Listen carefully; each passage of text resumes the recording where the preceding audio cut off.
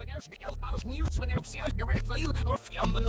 we can do what's Hondo on the mic. From Leo's Paradise, random stream drop like a Dragon Ball fight. No lie, plan stream stacking up, but here's a twist in time. Freestyling on the deck like Luffy's punchlines. Up the channels, passive in Zoro sword swings. Gaming pop culture, it's the chaos he brings. Talking movie reboots, superhero hype. Hondo passing the mic, now Bishop's in sight. Cutting flip screen, frame by frame, I align. Laying bass lines heavy, keep the rhythm divine. Dropping 5 videos, can't keep up with the pace. Pass the mic back, Leo's leading the chase. Off the rails, no script, just a freestyle ride. Nerdcore king, let the randomness collide. Playing a knob, Leo's got the flow to entice. It's words of paradise, the chaos comes to life.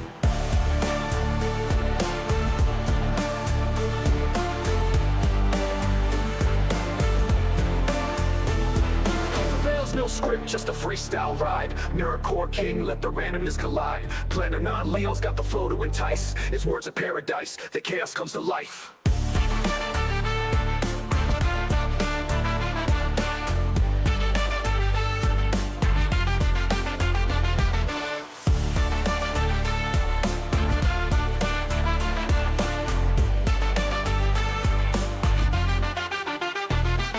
The rails, no script, just a freestyle rhyme. Nerdcore king, let the randomness collide. Planning on Leo's got the flow to entice. It's words of paradise, the chaos comes to life.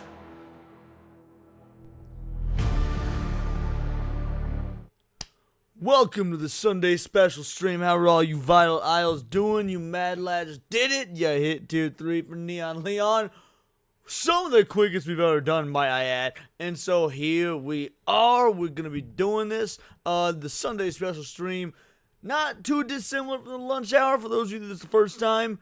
But it's a little more fun, a little more chill, a little more laid back. Look, I know I got some vital idols to say hi to. I know I got some chats to read. Before any of that, I want y'all to take note of this X account. I want y'all to take note of this X account. Indy Andrew, he is the creative manager and lead editor, social media manager of the Rippaverse, direct representative of Eric July, and truly one of my best friends, or former friends, I should say. In fact, boo this man. If you see this man on any form of social media, I just need you to quietly DM him something homophobic or racist, or tag him in it, because I just woke up from a nap to being tagged in this. It says, send this to someone and say nothing, and he sent this to me, and now he and I are enemies forever. And well, guys, if I could still show you around, here is the biggest, gayest man in the world. Wow. So gay. So yes, we're now going to war with Rippaverse. I am now Team Comicsgate forever. I now side with the Trashcast guy, Ethan Van Sciver. It is what it is. It had to be done. So yes, down with Cabernet. Well, no, that was fucking great. That was funny shit to wake up to. I won't even lie. I woke up because, like I said, I had a great day so far. Made a couple of videos, made a good lunch, was like catching up on some YouTube stuff. I was like, alright, I'm going to take a quick nap. And I took a nap for like an hour and a half. Woke up like 10, 20 minutes ago. And so I opened my phone, and all I see is it says, hey, Leon. And then that. I was like, did I just wake up from a nap to be immediately called motherfucking gay? Checks out. Like, that's, so in case y'all were wondering how my day has gone so far, that is how my day has gone so far. Alright, let's see what we got in the house. We got Schizosaurus in here saying the booty hole is ready. Gross. I already just got done talking about a video calling me gay, and that's what you got to open with. Shame. Serranos is here. How you doing, Serranos? I have no idea where that came from. Your comment, Leon going to be raping anyone. Leon isn't going to be raping anyone, hopefully. If he doesn't, disavow it. I'm glad you disavow. I would want my mods to disavow that. But also, the fuck? We got Piranha Pout in the house and going to be busy in the kitchen. I mean, but highly nice. Good. A woman who knows a place. That's rare nowadays. Bio T Wolf in the house. Xavier's here. Blue Collar Loser taking a nap before Sammy's stream. But fuck that, I was taking a nap before my stream. Gotta tell you about that Hindu movie. Really want you to see it. Yeah, it looked good from what you were talking about until I decided to take a nap. CHF90 in the house. How you doing, CFH? Paul Byersmith is here, the IRL bestie. Hail the chat and Leon. I'll be in your neck of the woods very shortly. Going over to T's. Nice. LMA saying to me, yo, y'all. How you doing? Cryptic Manga, After Image Left. How you doing, Cryptic? Appreciate you, brother, man. Alright, who else? Benji Alucard is here. You'll love to see it. Alrighty, that's everyone. Guys, we're gonna start off real light. Quick 30 seconds short, but Paul Byersmith actually sent me this. If Zoro had a Bankai, Zoro from One Piece, let's see what his Bankai would be like. Hold on a sec. Bankai. Bankai. Bankai. Bankai. Bankai. Ashira Bankai. Bankai. Alright, so I'm assuming Paul sent me that because he doesn't know One Piece lore. All that did was take one of Zoro's existing moves and add like some effects to it. But yeah, I mean I guess interesting enough. Like I think Zoro's Bankai would actually be far cooler than that, bro. As a swordsman, I don't give a fuck what soy boy, Bleach fanboy Paul Myers would say. Like as a swordsman, Zoro bodies literally any and every single Bleach character. Like if we just going off just sword skill, like who is the best swordsman, Zoro bodies all of them every day, twice on Sunday. The only anime swordsman that is better than Zoro is motherfucking Kenshin Himura. Like, that's it. What up, Zax? How you doing, homie? C. Bruce says, let's go Sunday stream. Sergeant Garatina's in the house. You love to see it. Alrighty. Alright, we got plenty to go over. We got about 3 hours to do it. So we're going to start, yeah, Bleach aren't real swordsmen. I agree. Yeah, I completely agree. Like, again, I like Bleach. I'm not knocking it. But, like, it's all about the powers and shit. But at the end of the day, when it comes to, like, straight skills, it's Zoro and Kenshin Himura. But, so I did a video today. Quite the lengthy video, might I add, on the collective shout situation. Hopefully y'all have seen it. I had this queued up to be a reaction video prior to me recording that. So I don't know if it covers any of the same stuff or not. But since it was queued up, since it was part of the rotation, I still want to go through it. It's about 10 minutes long. All right, so let's break it down. Collective shout just made the worst response possible. What response could they have possibly made? Come from Hero Hey. Let's check it out. This is hilarious. Collective Shout is in the news once again because their co-founder. God damn it. YouTube be doing this every time I start a reaction, man. Chats are still broken. Melinda Tankard Reese had the right idea to make a tweet about what exactly?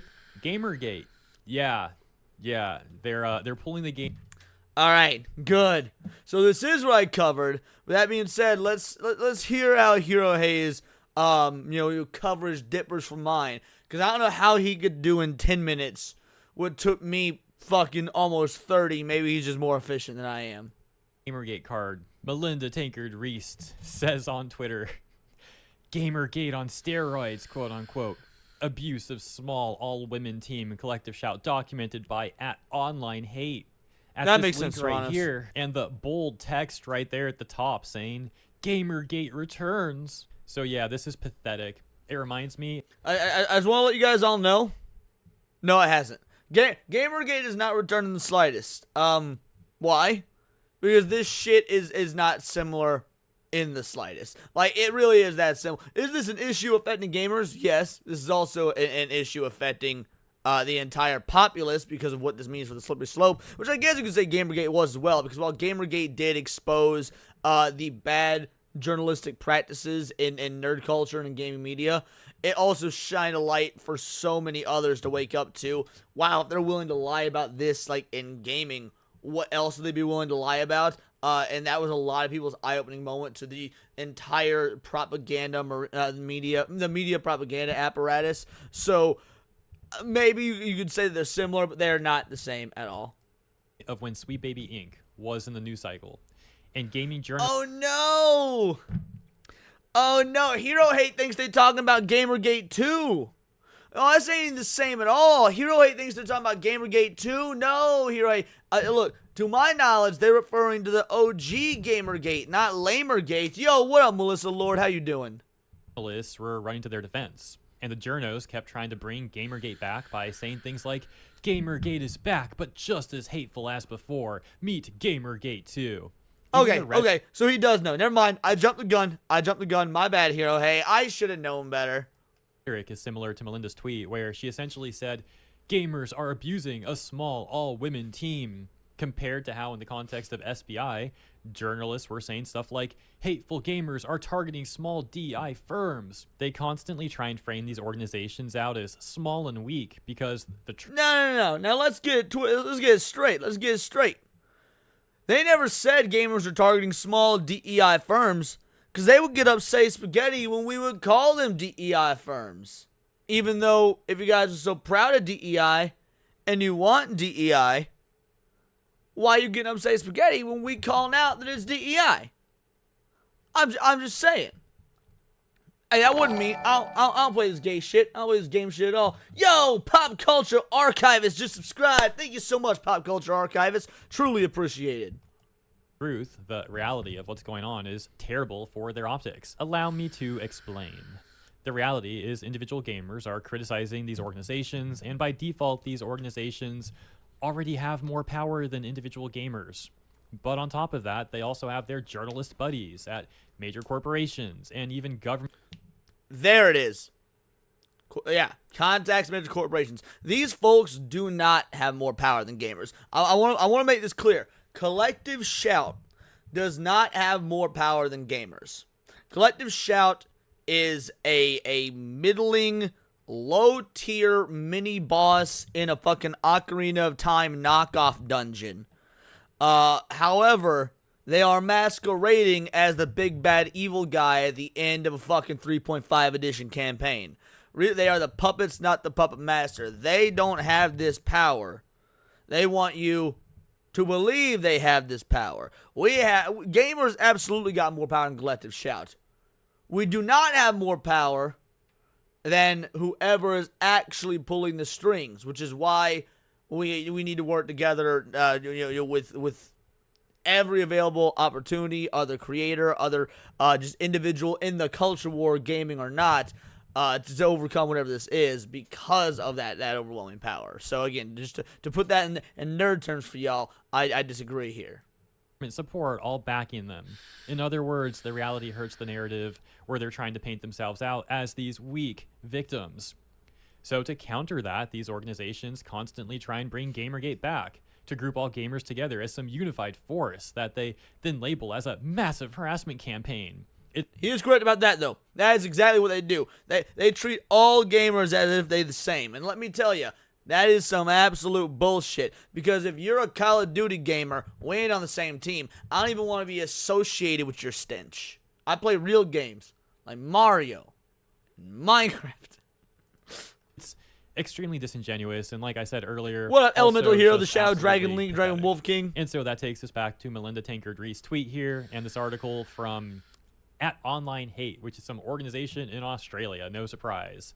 We're going to take a look at that article because it's hilarious how desperate... I almost said Roblox instead of Call of Duty, Serranos, but I thought Call of Duty would be funnier. Nah, I've never played Roblox a day in my life. In fact, I've heard, I don't know if it's true, but I'm going to be real, Asmongold said it, and Asmongold is never wrong. Ha, jokes. That Roblox is like the video game with the highest pedophile counts like in existence of any video game ever in the history of video games. So no, I don't foresee myself attempting Roblox anytime in the future of again ever. These people are What trying about to Alex manipulate Moore? the narrative as mentioned. But first, let's take a look at some of the responses that Melinda is getting to her tweet here. We got Madam Savvy laughing, saying you had to cover my face because you can't show a woman is disagreeing with you. Called that out in my video. Called that out in my video, son. Although I got a mad shout at Hypno for pointing that out before I even made my video. Wait, did that freaking actually happen? I know they've already been in denial about like women criticizing them, including Madam Savvy, which we've talked about before many times in the past.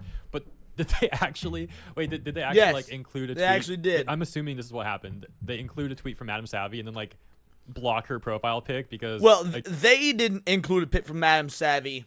The international so I don't know if she's responding to Melinda Tankard Reese or she's responding directly to the online harassment protection institute. But yes, the online harassment protection institute, which is an arm of the propaganda, the Australian propaganda media government sort of thing. Like, they 100% made an article coming to the defense of these oh my god, what are they, collective shout. And yeah, they blocked out Savvy because the whole article is about men and they cannot acknowledge that there's women going against them. Like, this is 100% accurate. again, they don't want to show a woman is What up, disagreeing Matt? with them. Okay, you know what? We're going to go right to the article now. That's just way too funny. And so, yeah, that's exactly what happened. This is a tweet from Madam Savvy. As you can see, they have not just censored her profile pic, but they also censored her that's another thing username. they've been doing, Oh, Melissa, we can't you were show correct. Madam Savvy on there. We can't show evidence of women also criticizing us. That would go against our narrative that all the criticism is from these gamer chud men. And they also censored other people's profile pics and username here. I believe, in my opinion, that they're doing this so they don't have to show evidence of women criticizing them, and also because they want to try and use this as a virtue signal via proxy, aka It's not about being a virtue signal. It's about being propaganda. Because again, remember, this article is not from Collective Shout. And this is what I did my video on today, so I'm not going to spend too much time on this. This article is not from Collective Shout. It is from an independent third-party propaganda website funded by the Australian government. So this is entirely to build a narrative. It is the definition of propaganda. So, yeah, I mean, virtue signal is putting it lightly. It's actually far more, because virtue signal is done so you can have a sense of, like, moral superiority, right? And that's douchey, but it's not, like, near as actually evil as the propaganda that's truly going down. What up, Youper? look, we remove the username and @ and profile pic of people because we don't want them to be harassed. Why aren't other people doing that for us? It's obviously a ridiculous standard. People are going to talk about the things that Collective Shout says, and they have all the right to post who said that specifically and like who they're specifically talking about and or criticizing. For example, if people are criticizing a tweet from Melinda Tankard Reese, they're going to show that tweet in full, including the username and profile pic. To expect someone to censor that stuff is ridiculous, and it only ends up helping them if people follow that ridiculous standard, because now we're missing context, and context is obviously important. Let's check out this conclusion that they wrote at the end. It reads, "The Online Hate Prevention Institute has been shocked by both the extreme nature and the volume of the content we have seen attacking Collective Shout, the women who work there, and those that serve on its board of directors." Man, I ain't about to make this like a fucking contest or anything, but let me tell you, as someone who's been friends with Smash JT for around a year or so now, I have seen far, far, far more unhinged, deranged lunacy and hateful rhetoric directed at one dude, Smash JT, for doing what he does, compared to the entirety of the Collective Shout team. Like, again, not to make this a dick measuring contest between Smash and Collective Shout, but I have seen, like, verifiably so much more just straight up vitriol and horror filled verbiage and entire campaigns across Reddit and here on X, and of course in the actual courtroom directed at Smash JT. Then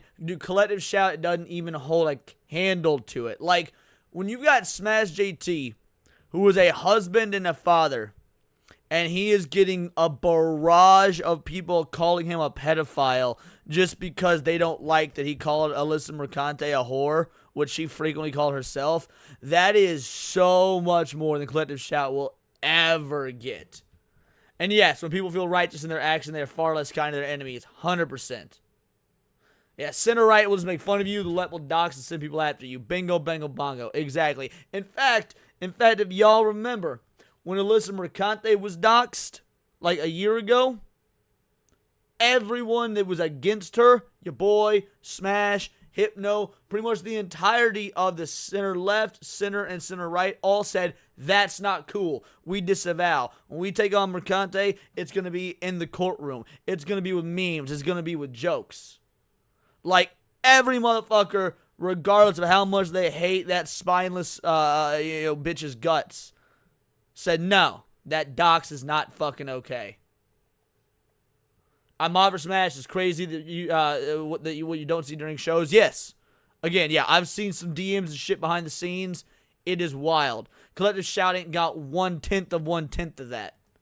The Connect comes from accounts across multiple platforms. In some cases, new throwaway accounts have been created in an effort to anonymously post threats while trying to avoid any consequences. These are serious cases of cyber harassment, and there needs to be government responses, including international cooperation between law enforcement agencies. These threats are not free speech, not even in the US, where some of the trolls... I did not see the Casey Tron had a conversation with Alyssa. I'm not surprised by that whatsoever. Casey Tron's another one that I can't wait till she just gets absolutely buried. But yeah, that's gonna be, dude, her, Denims, Hijabba the Hutt. I can't wait to see all of them go down because it's gonna be funny as fuck. Clearly come from this in a excuse me. This is an evolving story, and we will continue to provide support to Collective Shout and to monitoring the situation. Man, I'm sorry to hear that, misogyny, CFH. violent That extremism. sucks. I'm like rubbing my eyes right now, bro. Like, am I seeing Come to things? America, Like, homies. Come to did I just America, crawl my out of a Australian freaking, brethren. Time capsule from 2016. Like, what is going on here? This sort of gaslighting has failed so many times in the past, and instead of learning from that, they just try the same exact playbook. And while they shouldn't be getting threats, They don't try the same playbook, though. They don't. Like, in the past, they did. Collective Shout, on the other hand, like, it's not the same playbook at all. Instead of just going after gamers, instead of just going after gaming platforms and companies, some third-party overarching entity decided to use a corporation like Collective Shout as a front to go after payment processors. So no, it's not the same playbook. That's actually what makes this even more terrifying. What up, FWC? And yeah, fuck Australia. Threats are only these two tweets right here that essentially got no engagement. I mean, one has 3 likes, the other has 10 likes. In other words... And it's important to point out, like I did in my video, those came from motherfuckers on the left. We need a new Luigi. Dude, show me one person on the center right or just the center that would praise Luigi Mangione. These came from leftists. Like, they united the left and the right against them. That's how backwards and fucked it up they are. It seems like they're really making mountains out of molehills for the sake of trying to dismiss all the criticism that they are getting and trying to paint it all out as like threats and harassment, etc., etc. It's very disingenuous stuff, in my opinion. Because, you know, there are tweets with thousands of likes that have been criticizing them with very reasonable, valid points. And again, they're not addressing that stuff. They're just trying to paint all of the responses out as hate and harassment and threats, despite the fact that the great majority of responses they're getting, probably 99% of them, is, as mentioned, valid, reasonable criticism. But I'm starting to sound like a broken record a little bit. You get the point, surely. So let's go back to the responses they're getting here on this tweet that Melinda made. We already saw Madam Savvy laughing at them, saying you had to cover my face because you can't show a woman is disagreeing with you. Ha ha ha. And let's take a look at some others. Excuse me, if anything, the abusers are Collective Shout. Correct. You claimed you are a small all-women team, huh? Would you care to explain these names? Board of Directors, Martin Splitter, Chair, Male Australian, Craig Rowley, Treasurer, Male Australian, Dr. Andre Obeler, Managing Director and Secretary, Male Australian. Yeah, I could be wrong. I said this in my video, and I said I'm pretty sure, because I'm not sure I got their title correct. But I'm pretty sure the CEO of Collective Shout, like the chief executive officer, is a male. It is not. They're not even an all-woman team, like she's saying. Alien, Robin. Oh my gosh, Robin McNamara, CTO female. I wasn't planning on like reading all this, but you can clearly see there seems to be, according to this, a lot of male members. I want to take a look at this one too. but I wanted to wait because I had to like click show more. Let's take a look at it now though. You and your hive of screeching hags are not victims. You are self-righteous, narcissistic busybodies who messed around and didn't want to find out because you've been used to avoiding. Hero, hey, don't be a bitch. He didn't even say fucked around. He said effed around. You can say effed around on YouTube. Bro, how is it that I can say, like, okay, all right, real talk for a moment. This is something that bothers the fuck out of me, all right? When big name YouTubers say, like, R word, messed around instead of effed around, prawn, guys, stop with this goddamn softening of language. You want to know what they want to ban? Rape games, incest games, porn games. Say the fucking words. Because the more you soft language it just because you're afraid of your fucking pocketbook, and I know I was literally saying yesterday that I wasn't going to change my profile picture to a clippy or whatnot because it would hit my pocketbook. Look, fair enough. Maybe this would be a hypocritical. But, like, I think it is far more detrimental culturally to agree with this soft locking of language because you're afraid of, like, getting hit in the YouTube, the YouTube algorithm or whatnot. These words, like, they have power, and they should, like, rape is a word that should have power when used correctly, because it's a fucking disgusting, egregious act, okay?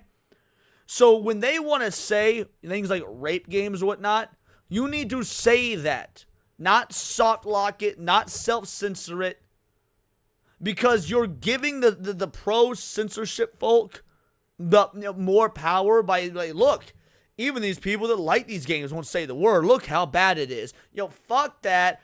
Fuck YouTube. Like, it's no. Stop with this absolute bullshit softening of language and say it. He didn't even say fucked around. He literally typed out effed around. You could say effed around and not messed around. Yeah, exactly. Like PTSD shell shock. Yo, Nashe Modit.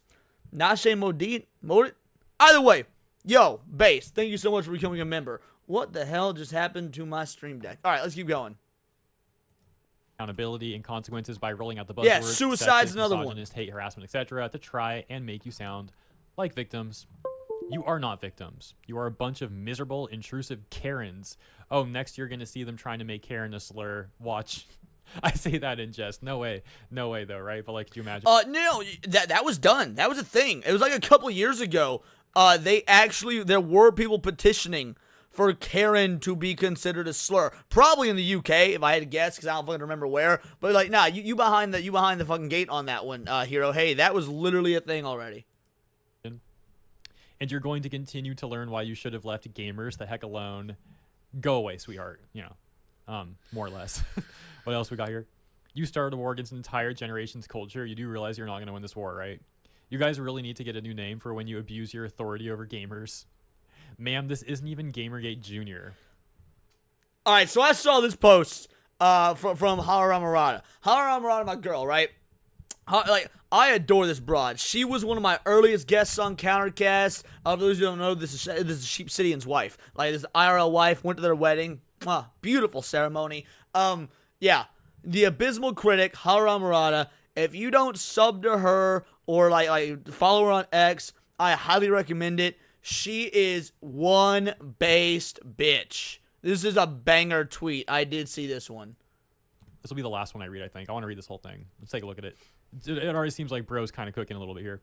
Not bro, this is a woman. Not even Gamergate Jr. You and this website don't even understand what Gamergate was. And I said bro, my bad. Okay. I'm a 43-year-old woman. I've been gaming my entire life. My 64-year-old mother was a gamer before me. Based much for these two? Based ladies here? Oh yeah, by the way, Mama Amurata, also a bad bitch. She ain't lying. Any of y'all ever seen her streams where Mama Amurata comes on screen or whatnot, or comes on the mic? Yeah, Mama Amurata, who 64-year-old mother, also based as fuck. Or getting attacked, quote unquote, is because you chose to get involved in stuff that is, frankly, none of your business. You have chosen to leverage government and corporations to exert control over people who want nothing to do with you and literally wouldn't care you existed. until you chose to interfere with their chosen hobbies. Yeah, it goes exactly back to what I said with how these organizations with powerful friends, to put it simply, try to manipulate the narrative and make themselves seem like these weak victims when that's not what's going on. You'll cry and say it's for the children or for women's rights, but I'm telling you right now, you are interfering with my rights. Good to hear, Akuma. I may not play the games you've had taken down, but I'm well aware it's only a matter of time before you are interfering with games I play. Beast! That is exactly correct. Your boy don't play no fucking rape and incest and Gooner games and whatnot. I don't. Although I was gifted a Gooner game, I think by Demon Carol, called like Milking Mira or something, and it's sitting in my Steam library and it has achievements, so I think I'm gonna have to play that game because I'm a fucking achievement hunter and it's there in my library. It's like about milking like sexy cowgirls or something. I don't know. It looks cringe as shit. But by God, I'm a fucking achievement hunter, so I'm probably gonna end up playing my very first Gooner game at some point. I highly doubt I'd be able to stream something like that. I'm gonna feel gross doing it. But I need to get the achievements. It was gifted to me. I can't like not play what was gifted to me because that would just be a waste of their money. But anyway, yes, I don't play these sorts of games, but we all know the slippery slope, and we all know it's coming. For example, GTA, which they've already done before. What up, Rockin' Hound Dog? So no, Kalika, don't do it. This isn't an invite to send me Gooner games. Because here's the dealio. I feel like a fucking douche canoe if you guys gift me games and I don't play them. Like, it's a waste of your money if I don't play the games you guys give me. And I've got to do it slowly because, you know, there's so many games in my backlog and I've got different things I want to stream and whatnot. That being said, no, don't give me good. Look, I will not say no to gifted games ever. I appreciate it. Y'all are super fucking generous. But like, do it to shit that's like, you know, on the wish list or something. Don't waste your money on Gooner games, please. The most oppressing points in my life that helped me survive, and because you don't like it, you want to remove that. That's why you are quote unquote under attack. It has nothing to do with your sex and everything to do with the fact you came after us first. Worse, you refuse to admit that. Dude, she's right. It has nothing to do with their sex. I would be going after these dudes or these bitches equally as hard if they were dudes. And not all women agree with you. You pull out the same tired BS and deny our ability to self-determine. Faye, ask me on Dang, I knew X or in the Discord or something. I don't know offhand. I can't get to it now. You know, obviously being midstream. Believe it or not, I don't have that memorized. But yeah, I could send you my friend code either on an X DM or in the Discord or whatnot, or you could DM me directly on Discord, and yeah, I can send it to you.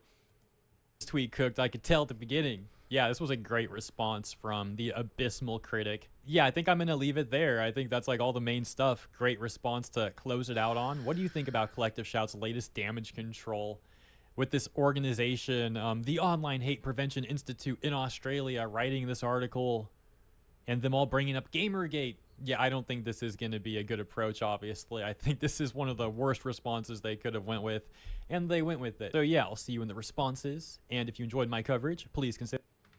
Yeah, that was a pretty good video. It was pretty small scale compared to my video, honestly, which, you know, isn't a big deal. Like, I'm not bitching. Like, it's A-okay.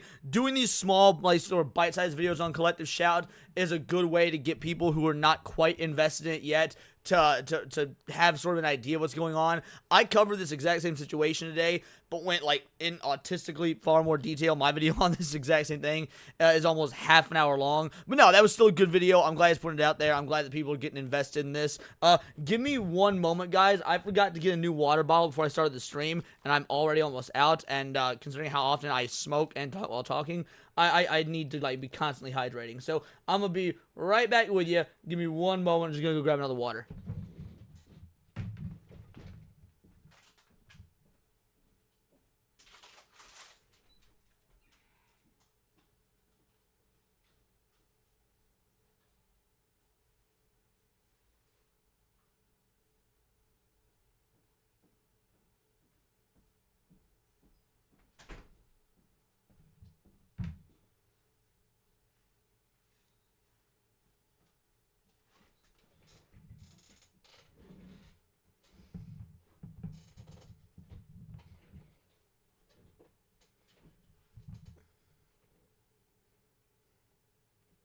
There we go. I'm back. Got me a new fresh water bottle. Stay hydrated, chillins. Yes, Faye, I do have a Discord. Anybody who is a member can join the Discord completely free. Even if you're only a member for 1 month, even if, like, once you become a member, whether you get the membership yourself or it's gifted to you or whatnot, once you get a membership, you have access to the Discord for the lifetime of my Discord / my channel. So yeah, anyone that becomes a member, or if you are a member or get gifted a membership or whatnot, go to my community tab on YouTube, and I relatively frequently, about once every week to 2 weeks, update the link, just to make sure that, you know, people always have opportunities to get in there. So yeah, there's I just updated a Friday or Saturday, so the link is definitely still active, because it stays active for 7 days. So yeah, there's a fresh link in there. You can join, but you have to be a member to access it. Alrighty. You need a BRB screen. How unprofessional. I have a BRB screen. I just don't have it set up on OBS. Us do it the hypnotic way, only with less forgetting. Yes, exactly. Now, to be fair, I'm supposed to update it once a week. Sometimes it ends up being about 2 weeks or whatnot because I forget. So I frequently drink on streams, on my Friday night streams specifically, because I think it's just fun to party. I'm taking about a 2 week minimum off of drinking, just just for a cleanse and whatnot. And I find it is much easier to remember to update the links on Friday nights or Saturday morning if I'm not drinking. But anyway, so yeah. All right, let's go ahead. What do we got next? Yeah, we got this Tectone video about BlackRock. So they're poisoning you. Now, I have covered BlackRock plenty of times, either directly or indirectly, on my channel in these streams. So I don't know if there's really anything new to be learned here. But I am curious. So let's go into this. Let's see what we got. Thing called BlackRock, and it owns America, and it's poisoning the citizens. I've never heard of this. You've never heard of it, bro?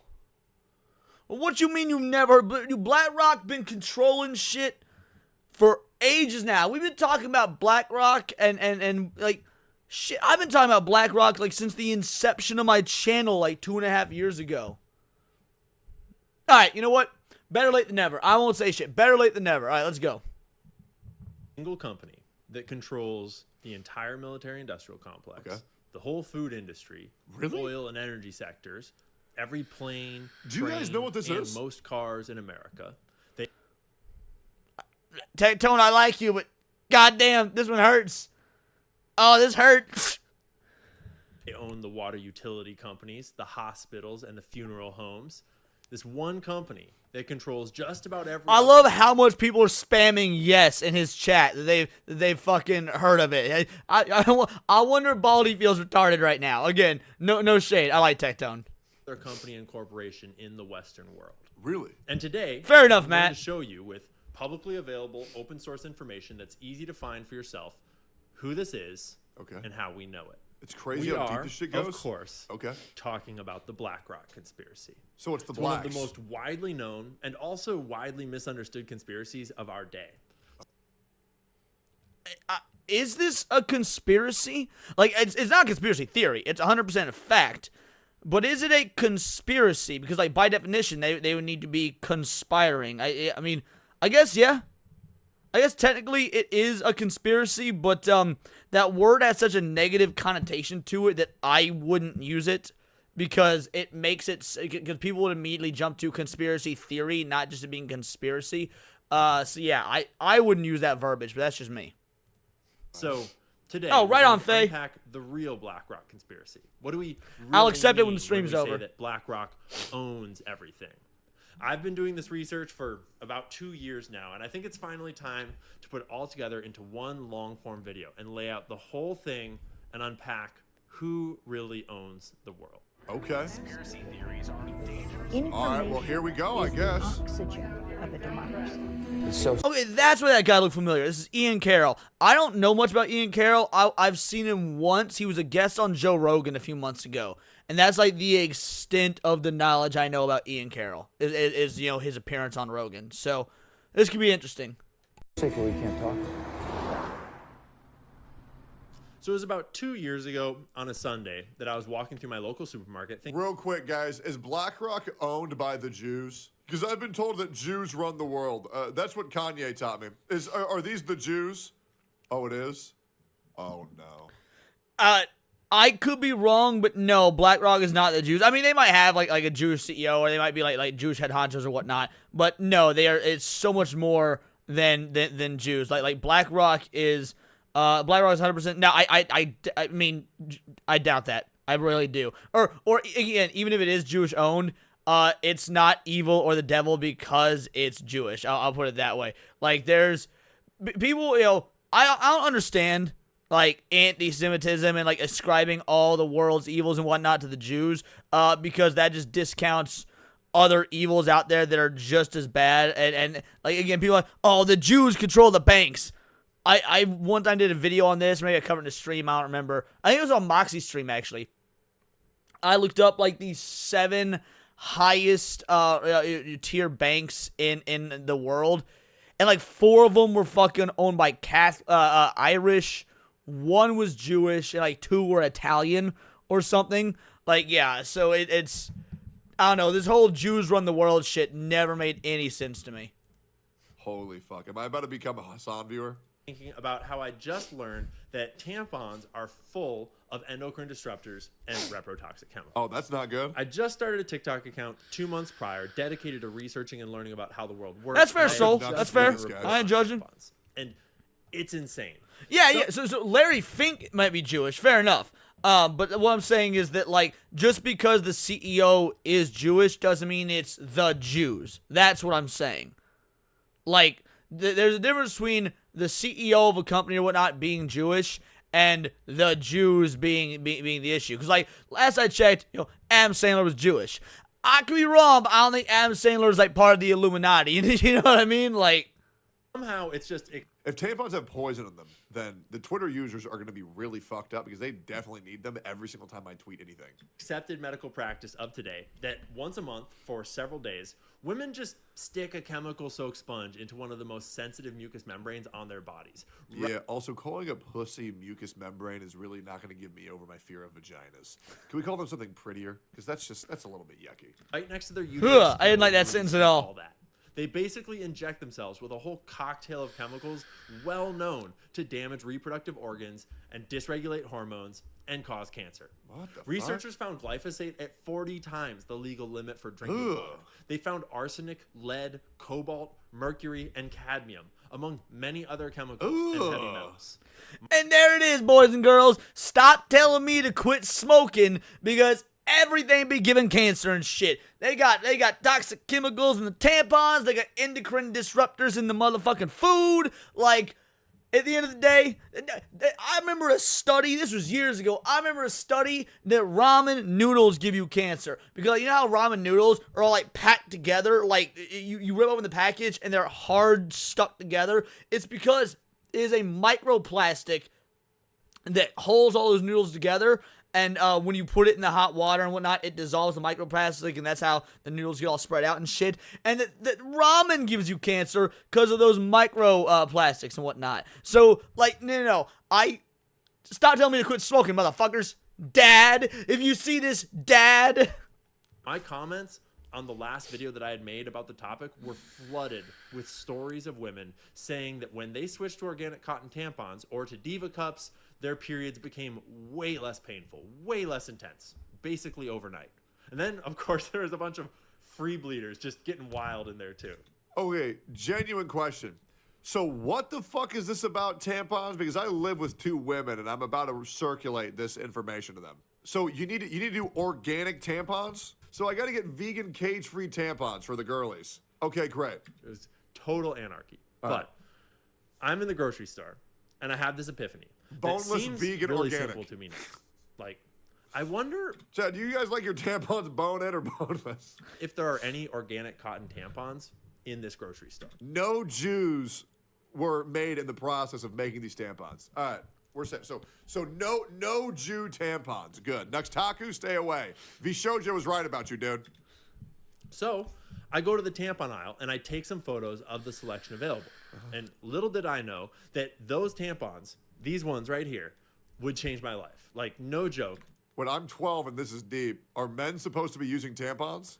Yeah, I was gonna say, these tampons changed my life is a very weird sentence coming from a dude that looks like this. Like homie looks like the type of dude that would like get a tattoo of a horse like running free and open in a field, and then when he gets married, he has like a barbed wire fence tattooed around the horse, like the wild Mustang has been tamed. Like, I don't know if I would ever say the phrase of what he just said. I'm not gonna say it because y'all motherfuckers, I know you will clip that shit. That tampon aisle quite directly led to me going on Joe Rogan and hosting the Candace Owens show and sitting here now talking to you. All right, so I knew the dude was pro-Palestine, but he hosts the Candace Owens show, so he 100% hates the Jews. This dude 100% hates the Jews. Okay, got it. God works in mysterious ways. True, Because he does. I discovered I'm still waiting to figure out why God has put me through all this shit, but I believe in him. I'm assuming everything he does is for a reason, so I am still your willing soldier. I'm still waiting to see why I got to put up with all this bullshit every single day. Tunnel what? Snakes He's probably rule. taking a day Based off of me. reference, He's Matt. like, well. what we all already kind of know is Maybe he that just wanted in to most laugh. grocery stores, there's actually very little choice. Even when it looks like there are so many different brands to choose from, of the whole tampon section in that store, maybe 5% or less of the shelf space was devoted to organic, natural cotton tampons that didn't have poison in them. They were hidden way off in the corner out of sight. That's the blue section way over on the right. The bulk of the aisles was colorful boxes from all the big brands advertising Sport Fit and Freedom Flow and Comfort Care. Hold up, I want to test this real quick, and I'm gonna do this live. So I have a box of tampons here. How do we tell if they're poisonous? Eat one? Death Seeds, Grass, Ethoxylase, Peg 100, Steardi, Titanium Dioxide. It says these are the #1. How are we? And this ain't even the worst thing that women put in their pussies. Some women fuck black dudes. Women supposed to know that these are bad for them when it says the #1 gynecologist recommendoid? Care and just all sorts. Sand spirits. For reference, we're watching a video about BlackRock. It just turns out that BlackRock is in the tampon industry, which I didn't know, but doesn't surprise me. Sorts of made-up menstrual buzzwords, colored here in red, orange, yellow, and pink. But Oh my God! Around and read the ingredients. Serranos is right. We were just talking about Horror Amarana and her husband's black. Good callback, Serranos. And they're all the exact same product. Okay. A synthetic plastic-filled Frankencloth Yo, Sarah, you're a woman. Send me Tampax. Send me tampons that I can buy later. with PFAS and bleach and other toxic chemicals laced all throughout. Just That's kidding. horrible. You actually can't read the ingredients because tampons aren't required to list their ingredients on the box. These So ones did. trust the science, right? But you have dozens. As a male, and I know some of y'all doubt that, but it's fucking true. I did not know that. They're not required to list the ingredients on Hold on. I'm curious.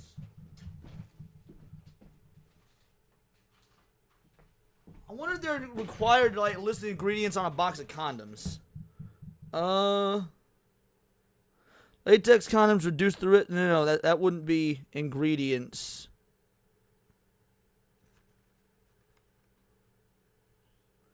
You know what? I wonder if these fucking condoms came from BlackRock. I don't see fucking ingredients on this shit at all. Like, dudes could be in just as much danger. Alright, y'all heard it here first, folks. Don't wear condoms.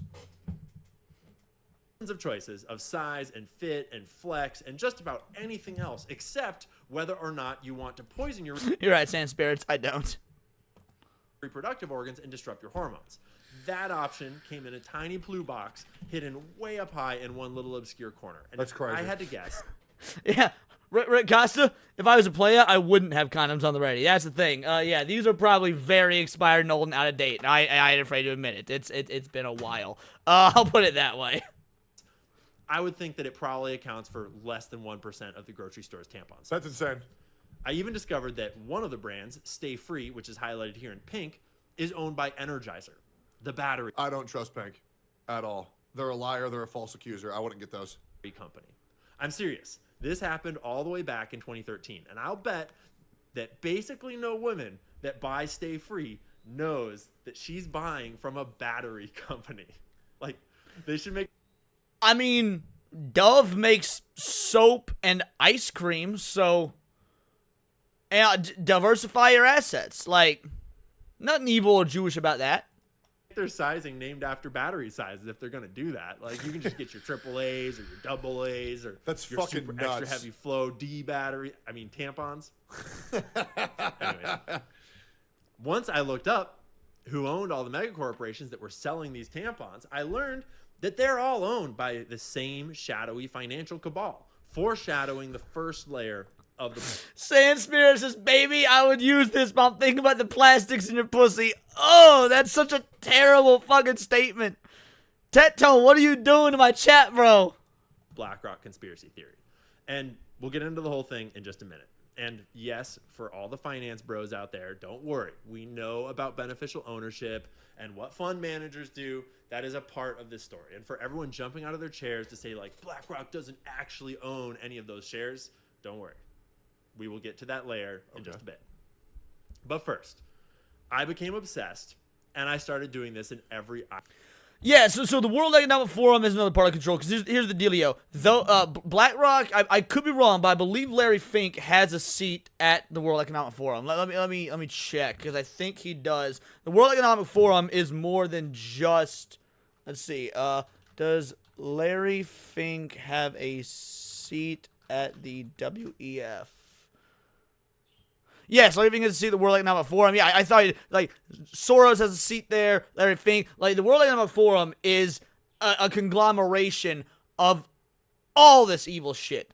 Absolutely all of it. So, yeah, no, that answers that. All right, back to the video. Aisle of the grocery store, coloring in which colors, which items on the shelves were owned by the general mega corporate blob, and which ones were founder and family owned, etc. Oh, shit. I did shampoo and deodorant and baby food, and I found out that some aisles are even worse than the tampon aisle. Oh, there are plenty of shit. aisles in your grocery store where every single option is owned by the same singular mega corporate mass. Yes, this is true. Like, there is not, and I've talked about this before, there is not a single industry that BlackRock does not have some sort of stake in. Like, food, entertainment, transportation, metalwork, like, any and every industry you can think of, they have some form of investment in. Like, we all want, so much of my channel and other channels like mine, like Badger, Hypnotic, like, we all at one point or another have talked about BlackRock being part of the entertainment industry. For example, BlackRock is the reason anime and video games from Japan are going woke. BlackRock, about a year and a half ago, decided to invest millions, if not billions. I've covered this in multiple videos in my anime going woke pseudo series. How BlackRock has invested millions, if not billions, into the Japanese anime, manga, and video game industry to globalize and westernize, give modern Western sensibilities to these Japanese pieces of media. And because this is effectively free money, since it's investments, the Japanese are taking it. If you're wondering why Square Enix and Capcom and Koei Tecmo and all these companies are, even their Japanese games seem woke and leftist and Western, or at least fake Western, it's because of BlackRock. Not just BlackRock, there's other ones, State Street, Raytheon, but BlackRock's the one that gets a lot of the attention. So, yeah, like, they are in everything. And yeah, I figured that out, Zax. I made the assumption when he said he worked for Candace Owens. So, What the Banker. fuck? It's not just BlackRock. There's a whole rabbit hole that we're about to go down. But for example, the shampoo aisle at Target. To this day, it's probably my most viral video ever. There are whole aisles at Target where every single product is sold to you by the same bankers. And a bunch of these shampoos and conditioners are in class action lawsuits for causing hair loss. And one even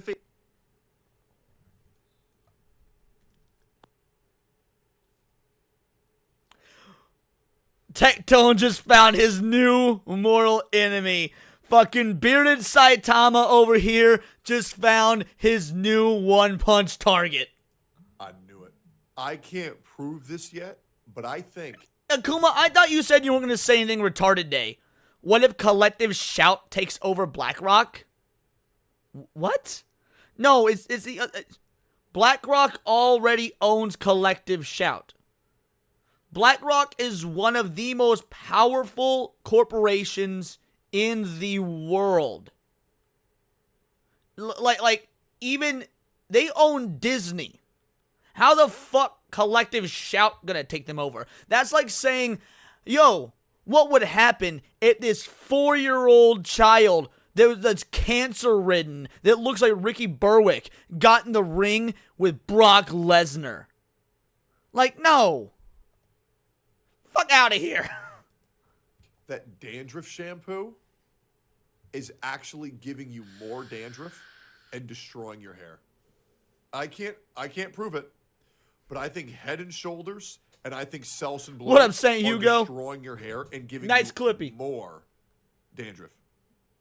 Because everybody that I know that uses Head and Shoulders and Selsun Blue is now bald. And the other thing, I think acne products that clear your acne actually give you more acne. Because one...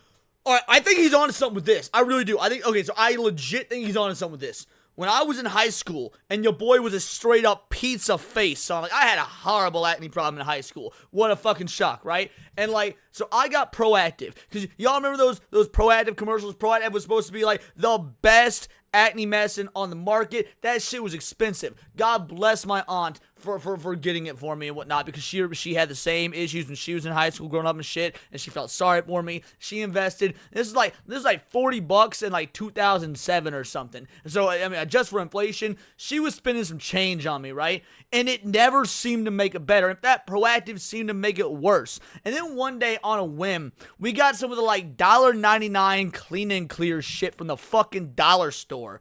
And my acne started to clear up. Like, the $40 to $50 Proactive shit was making it worse, but the $2 clean and clear from the fucking Dollar General started to clear my acne up. He legit might be onto something. Once I stopped using acne products, I stopped getting acne. I think they're lying to us. Face accusations for making people's hair catch on fire. That's a true story. You can look it up. Those very same companies, though, they market hair regrowth products right there in the same aisle from the same company. Problem, solution. And you know what's crazy?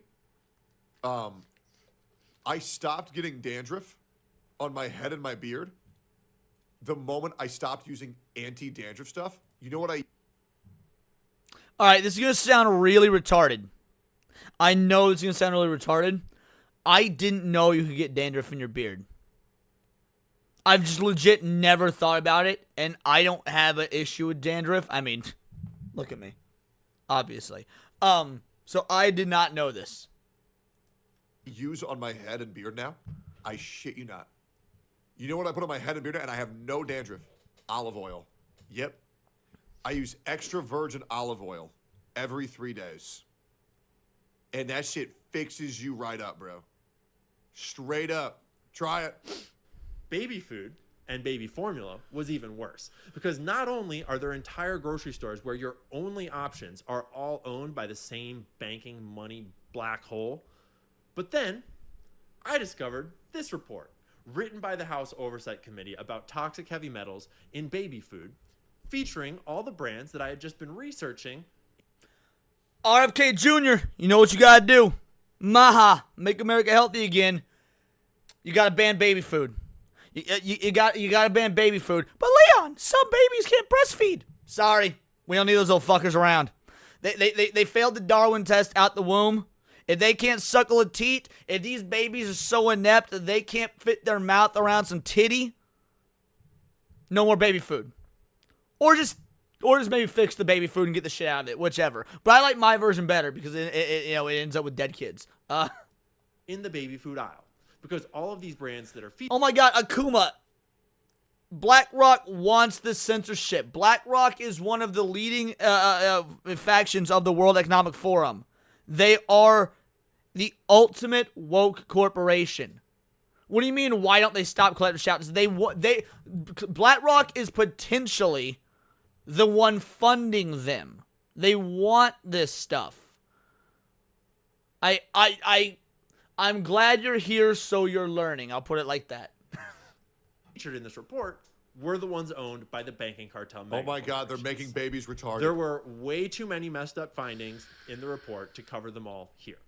And I would say that you should go find this report for yourself, but when I was getting ready for this video and check back in on this report... No. it had been repeatedly taken- Akuma, keep being retarded. I'm not saying that to be mean, nor as a joke. Keep saying retarded shit in the chat that you might not know is retarded so that we can correct you. This is how people learn. It's actually a legit good thing. Just know that I'm also going to roast you for being retarded. But if it means learning and being aware of this stuff, then that's good. That's better. That's awesome. Down off of the government site Very where it had been strange. hosted. So it's kind of weird. You can probably go find it on archive.org though, I would imagine.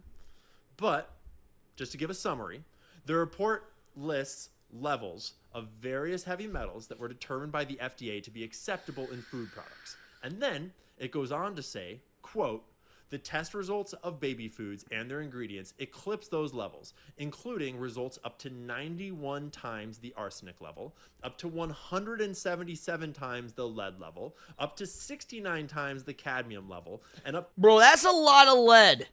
Like, that's some straight up, like, Chinese paint levels of lead. If your kids be... Look, I don't like the fact that we gotta fucking shove 75,000 vaccines and a newborn baby within 48 hours. I'm not a fan of that. I think there's probably some damage to be done there. I ain't afraid to say it. Like, I'm not full-on anti-vax because I know there are vaccines that obviously do work. You know, rabies shots. I don't know if that's a vaccine per se, but rabies shots, the polio vaccine. But in general, I'm very against the idea of what... But that, all that being said... You know, maybe it's not just the vaccines. Maybe it's everything. to 5 times the mercury level. As in, Jesus. yeah, you are reading that correctly. Some of these baby foods we're testing at 177 times the acceptable. It's not that they own these companies, Akuma. What they do is they invest lots of money into these companies without owning them, so that those companies are now beholden to them. They say, all right, we gave you $2 billion.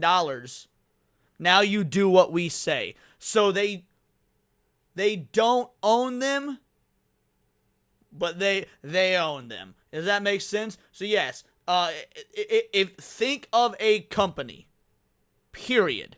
Any company in the world you can think of, yes, BlackRock has invested in them and given them money and basically now runs them from the shadows. Level of lead. Jesus. For the babies? Not 177%, 177 times.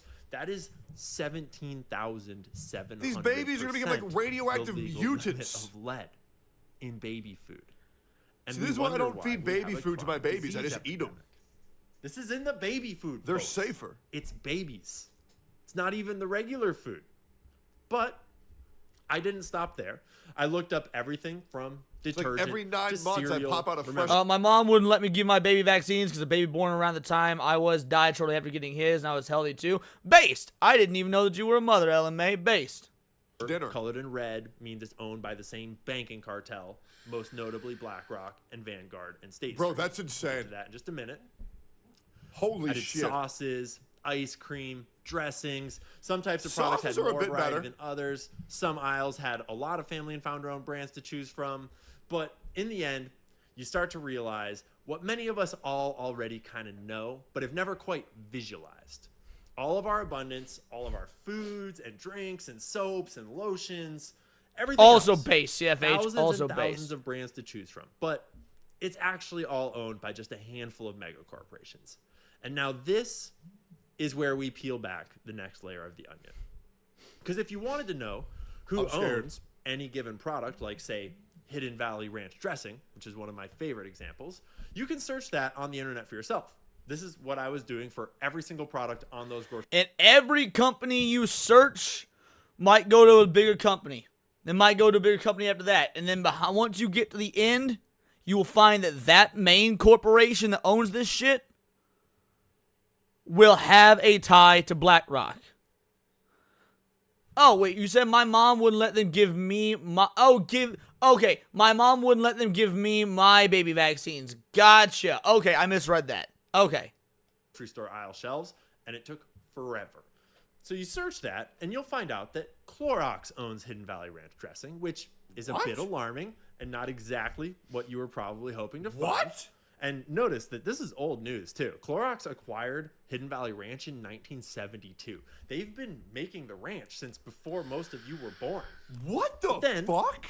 The inquisitive mind might ask, You know, I know this guy hates the Jews, but, like, he's making some good points. I mean, this is like the definition of, like, you know, I know Hitler hated the Jews, but there was some shit he was right about. Like, this is kind of the same thing. I bet this guy also has a dog that he loves very much and that loves him. I can understand it. Can you find the new movie Him, produced by Jordan Peele? I could not care less. I don't like Jordan Peele or Jordan Peele movies. NFL being owned by BlackRock and Jay-Z. I mean, yeah, everything is owned by BlackRock. That's it. That's probably in the movie. And yeah, it's because it's real. 100%. who owns Clorox? And the answer is that Clorox is a publicly traded company. I like to call it a mega corporation, but it just means that they sell shares and your finance bro buddy on Wall Street bets can YOLO his fat bag into the stock and hope it goes to the moon. And Who this wants means some that bleach Clorox flavored is owned by ranch, its boys? shareholders. Yum, yum, So, yum. Who are these shareholders? If you want to know who owns a public company, Bingo, bango, bongo. Vanguard, BlackRock, State Street. Those are the three biggest of these investment firms. These DEI investment firms. Now, obviously, they're into far more than DEI. But when it comes to the culture war and whatnot, this is what we care about. This is why this shit... All right, I was going to take a drink of my water, but hold on. I can wait. That is why this shit goes so much further than gaming. Like, this is Alex Jones level shit. And this is why I legit started my channel. Is because you can't just come out and say, oh, the World Economic Forum is controlled by all these banks and all these bankers, and they're investing in video games, so they can make all the video games gay and queer and fat and lesbian and Jewish, and like, because you sound fucking crazy. So you have to start at the baseline. You have to be like, hey, you ever notice that recently video games have gotten less masculine? And then from there, not only are they less masculine, now they're more gay, and they're more trans, and they're more racially diverse. And then from there, you go, okay, what changed? Oh, they got these DEI policies, so they're hiring a bunch of women and people of color and people of all these different fake made-up genders and shit like that. All right, why are they doing that? Where's DEI coming from? Okay, so DEI is now instituted as part of their like corporate policies. Where do the corporate policies come from? And you take it from there. Okay, they started getting lots of investment by BlackRock or by State Street, by Vanguard. Well, all right, and then you look at BlackRock and Vanguard and State Street, and you find out that their policies and what they want and what they require for investments is ESG. You know, that like. Okay, so ESG, DEI is under the umbrella of ESG, so they need to meet these DEI and ESG requirements to get this money, and bingo, bango, bongo, there it is. Like, it's not just about video games, it's about the complete systemic overhaul of every institution, not just in America, but in the world. But you can't start with that because people think it's just some crazy conspiracy theory when it's not, because it's so much information overload, it sounds insane, but it is 100% real. So you gotta lead people there slowly over time, over thousands of videos and doing videos on the same subject, but getting a little deeper every time. And that's why collective shout isn't the fucking problem. They are a symptom of the problem.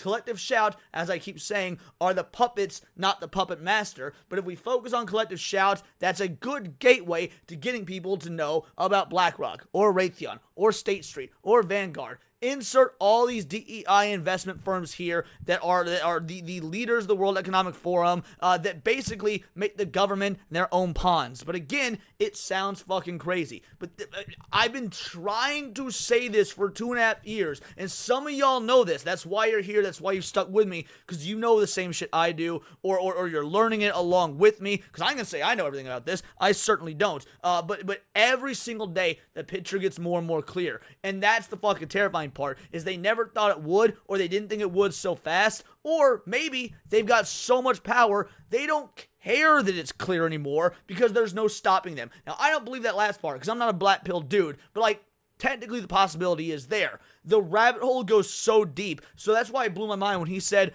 oh, well, I'm going to do a deep dive on this. I mean, there ain't no goddamn way you're doing a proper deep dive in a fucking 20-minute video. A reaction video at that, which means there's going to be pauses and stuff for Tet Tone to talk about stuff. I'm rambling and ranting, but this is what it boils down to. Its point is, it is not just about fucking homos and video games. This is about the complete upheaval of the Western first world by these corporations that want to force a societal change via controlling the money flow. That is it. That was a lot. Let's keep, hey, yo, Film Comics Explained, my boy Niat, you came in at a wild time. Hopefully you got all that, son. Melissa Lord, Base, known this for a while. ESG has also been pushing WBD into making remakes of Superman or movies instead of being completely brand new ones featuring Superman fighting Brain. That's, I mean, no. So ESG is environmental social governance. That's has nothing to do with Warner Bros. Discovery and making Superman. I mean, no matter what product they make, it's going to follow ESG guidelines. Because again, the investment money comes from BlackRock, and BlackRock requires ESG. That has nothing to do, no, that's entirely incorrect. CFH90 says that's how Alex Jones get labeled crazy, yet how much of what he says turned out to be true. Bingo, bango, bongo. If I had to drop a quarter in the Alex Jones was right jar every time he was right, your boy would be a broke ass. Yo, FCE, my boy Niat, just so y'all know, we will be rating in this show when my stream's over in about an hour and 45 minutes. But let's give you your clip, son. You're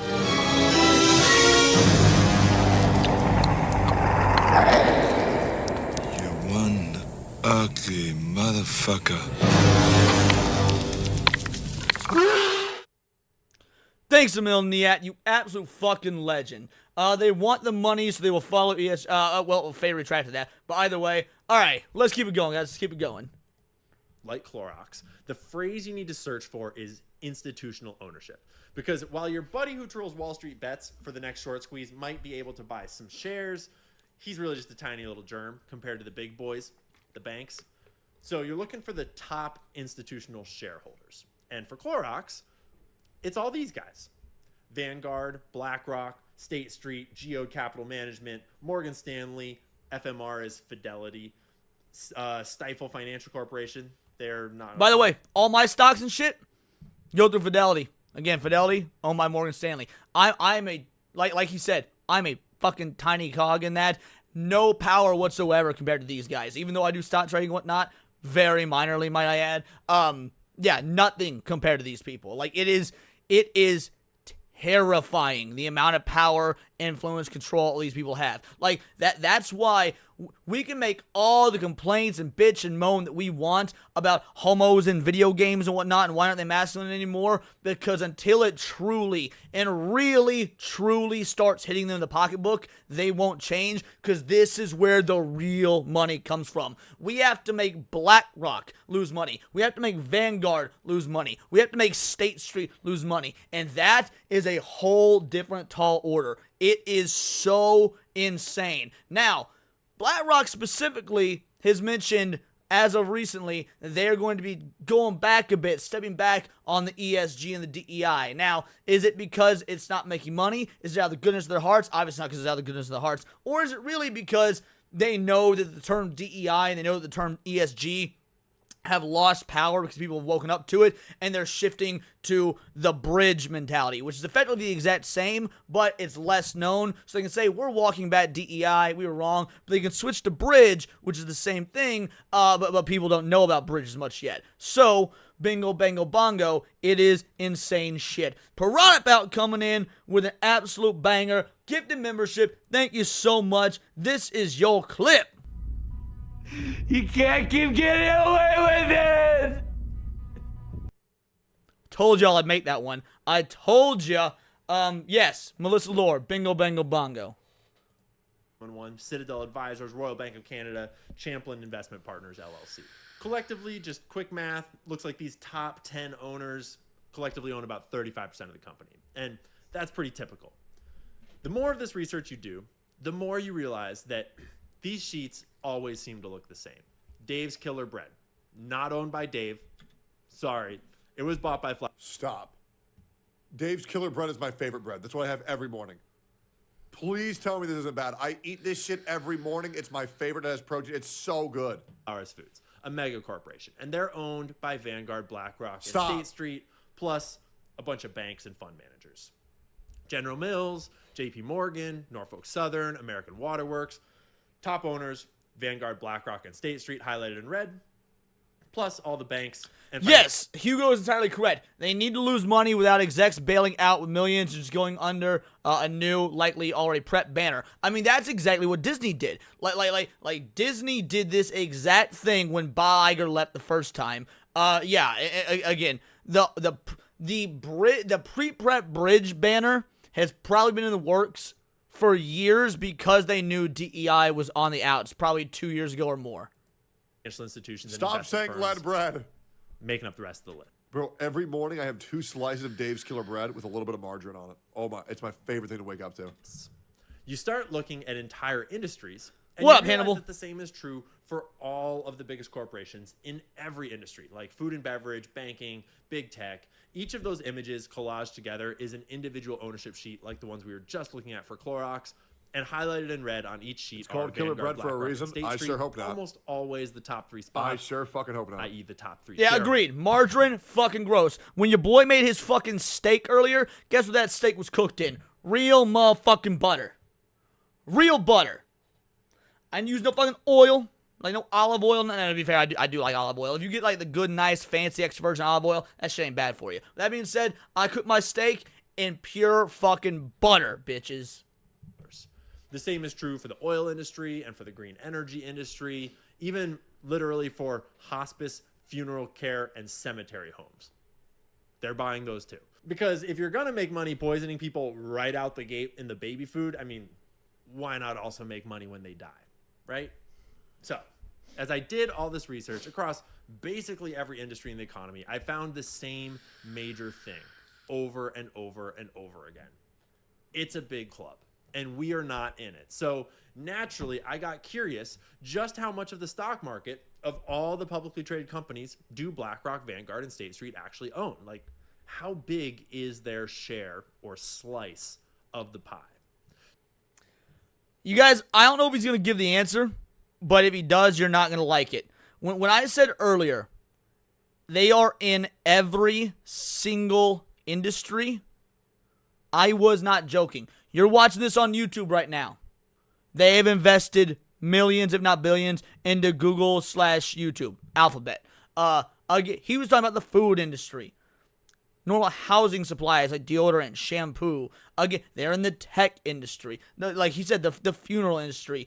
Name an industry, they are in it. So as far as how much of the global market share they own for every possible market, it is going to be terrifying. And I don't know the full scope of it. It's literally unquantifiable. Like, you know how numbers get so large the human mind cannot just wrap their head around it? That is where we're at. Like, everyone's talking about Elon Musk, the richest man in the world. He's got, $4.2 billion, whatever however many billions of dollars he has. Dude, Elon Musk is a pissant to BlackRock. To BlackRock alone, mind you. Elon Musk is a pissant next to BlackRock. And that's not even talking about State Street. and Morgan Stanley and Vanguard and Raytheon. Like, when you combine all of them together, Elon Musk is a fucking single-cell organism bacteria. So what are we next to Elon Musk? That is the level of power and control these guys have. So, really chill Sunday special stream, right, guys? So, I took the top 100 companies on the U.S. market. Companies that you're very All familiar right, bingo, with, bango, like bong. This is Tesla, exactly what I was talking Pfizer, about. So look at Starbucks. it. Apple, Microsoft, Nvidia, Amazon, Alphabet, which is Google, Meta, Berkshire Hathaway, Tesla. Dude, they as anti-DEI as Elon is, they invest in Elon's company. Like, look at this. This is insane. Verizon, Lockheed Martin, Home Depot, normal companies, the big ones, the top 100. And I built a giant spreadsheet that scraped their stock ownership information live off the web and into my charts. And then I used all that data to build this sheet showing what percentage of the top 100 Kyle? companies in America are owned by each of these investment firms, banks, and billionaires. And even though I had already been doing this research for months, this kind of shocked me. Vanguard, BlackRock, and State Street combined represent more than $5 trillion invested in the top 100 companies. On the right. So when I say they invest billions into one single company, that's not a joke. Because you think the difference between $1 million and $1 billion is huge? Like, okay, for those of you that don't know, put it in perspective. To count to 1 million, to count to 1 million, if you started counting now and didn't eat, sleep, you just didn't stop, just to count to 1 million at a per second pace, it would take you, I believe, 11 days, if I remember correctly. 11 days. To go from 1 million to 1 billion would take 32 years. Extrapolate that to 1 trillion. They own over 5 trillion. So they can throw around billions into individual companies like it's nothing. And no, I can't boost the sound of the video, unfortunately. No, I think I might be able to, actually, a little bit. That collectively, that represents 42.2% of all the shares of ownership in the top 100 companies. Holy fuck. If you expand your scope to the 25 biggest financial institutions, they collectively own 83% of the shares. Jesus. 83%. This is just the top 25 biggest financial institutions. There are hundreds of them above us on these lists. So now, it's important to slow down and explain what a share actually is. Like, what does it represent? What does it mean? Because a lot of us think of shares of stock as something nebulous, like a form of gambling for white guys in suits, and kind of, but a share is way more than that. A share is a share of ownership of a company, and it's a share of the voting rights for how that company is run. Yep. Because in a sick way, all of these companies are actually run democratically, except that you buy your votes. Like, the more shares you own. Yeah, it's a democracy. Saiyan Spirit says, how do I get a job at BlackRock? You sell your soul to the fucking devil. Of everybody who paid to win, right? It's, yeah, it's not really a democracy at all, but it gives you the guise that it is. And whoever owns majority share gets majority say and majority rule. Yep, what they do. you're out. And if all of these corrupt corporations are the ones telling everybody what to do in totality sense of everything they have their fucking greasy ass fingers in, that means that all these companies could potentially be doing the same bad practices. And this is why I am getting very concerned that my bread is actually lead bread and Dave's killer bread is called killer bread for a reason. I need to grok this. Grok, what do you think? Is Dave's killer bread dangerous? Not considered dangerous. Organic, whole grain ingredients, high fiber content. Oh, thank God. All right, we're okay. We're okay. I'm going to be okay. The more votes you get. So if you own 10% of the shares, so far, you get 10% of the voting rights. It's actually pretty simple. You don't vote on every tiny little thing the company is going to do, like what color the packaging will be or how many Cheerios go into a box, but you vote on the big things, like major policies that the company is going to adopt or reject. Shareholders can introduce their own. Now, I want you to think about what he just said for a moment. This is very important. So, you vote on the big things. Now, what would you guys consider a big thing when it comes to corporate management and policy and whatnot? What's the thing that my channel, Hypno's channel, everybody's channel that's in this sort of sphere preach about and harp on the most?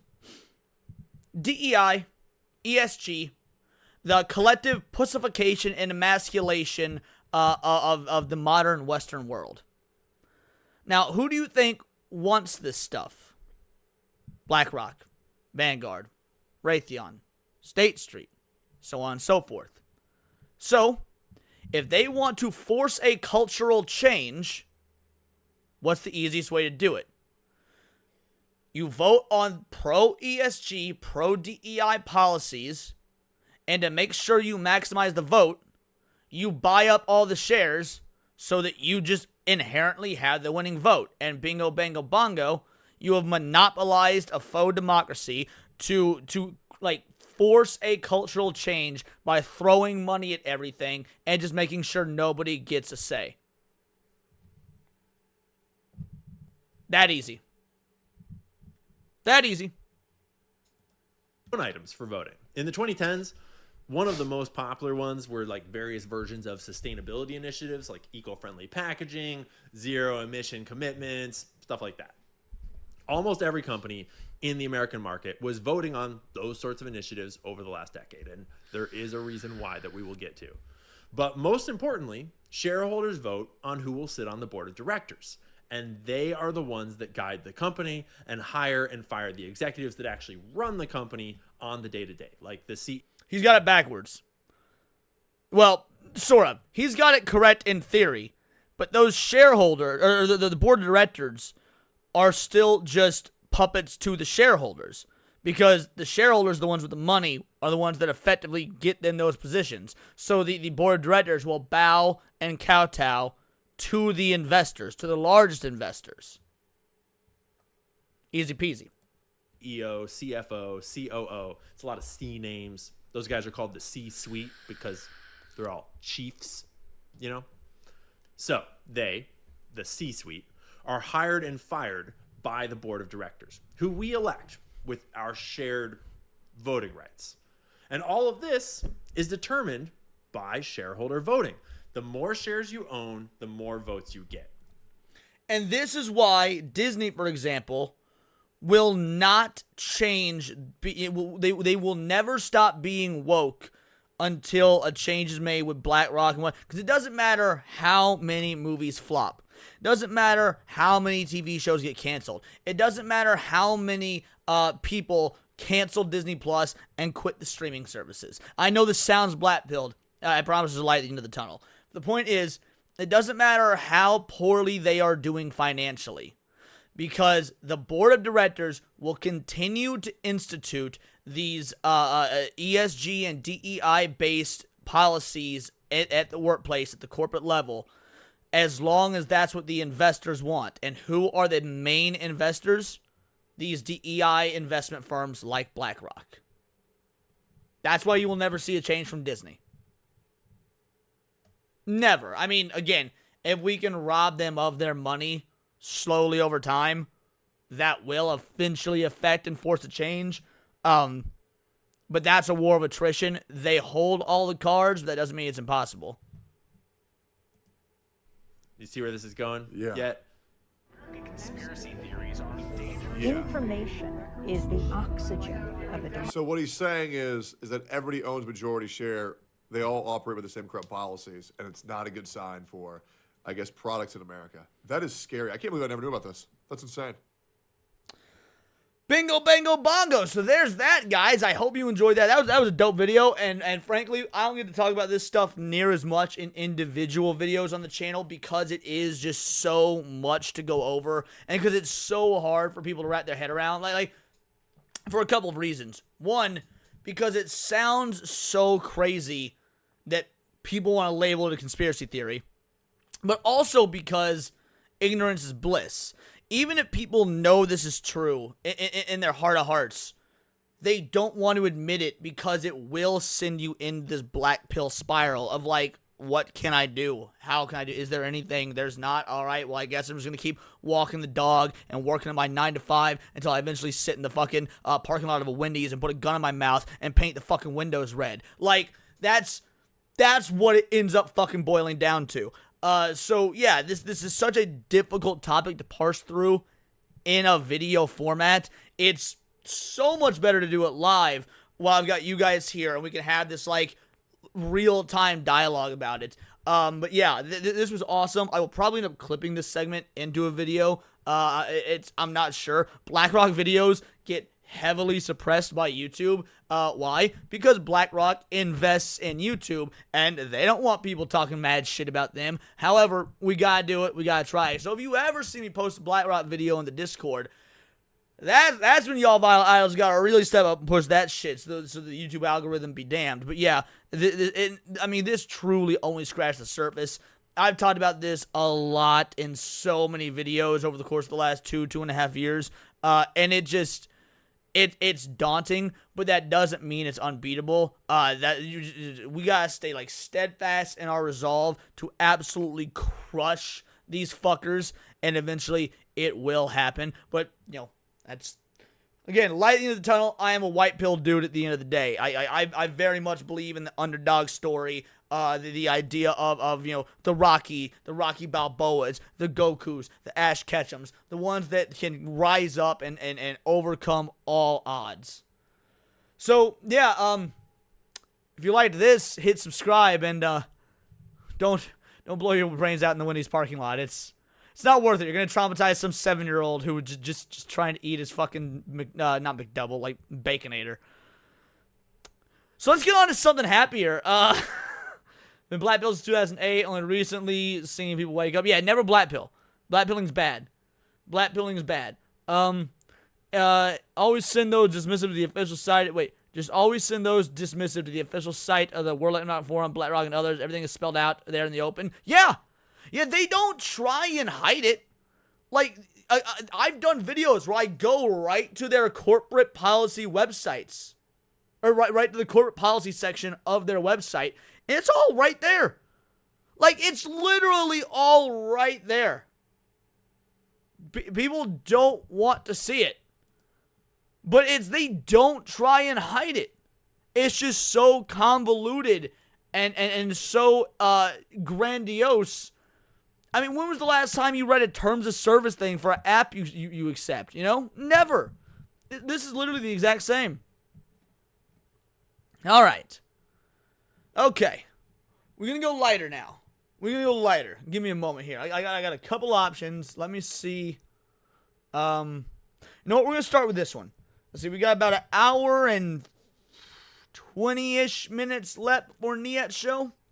So yeah, we're going to go with this one because frankly, I'm selfish and it's something that I am into. Can Zelda survive the future of gaming? Now, I've not seen this video yet. For all, obviously, you guys know the Legend of Zelda franchise is one of my favorite franchises of all time. Like, it is Resident Evil, Sonic the Hedgehog, Legend of Zelda. Those are like probably my top 3 gaming franchises, bar none. So, Tribal Chief Ganondorf instantly, no. So let's find out what this is about, and let's just get into it. Like I said, let's start winding down in terms of the heavy shit. We still have about like an hour, like I said, hour 20-ish left of the stream. But let's go with some lighter stuff for the rest of the stream. And yeah, let's get in there. Let's have some fun. The future of gaming isn't Based just about Melissa playing, Lloyd. it's about living inside games. So Fortnite isn't just a battle royale, it's a concert venue, a digital theme park, and also a second home.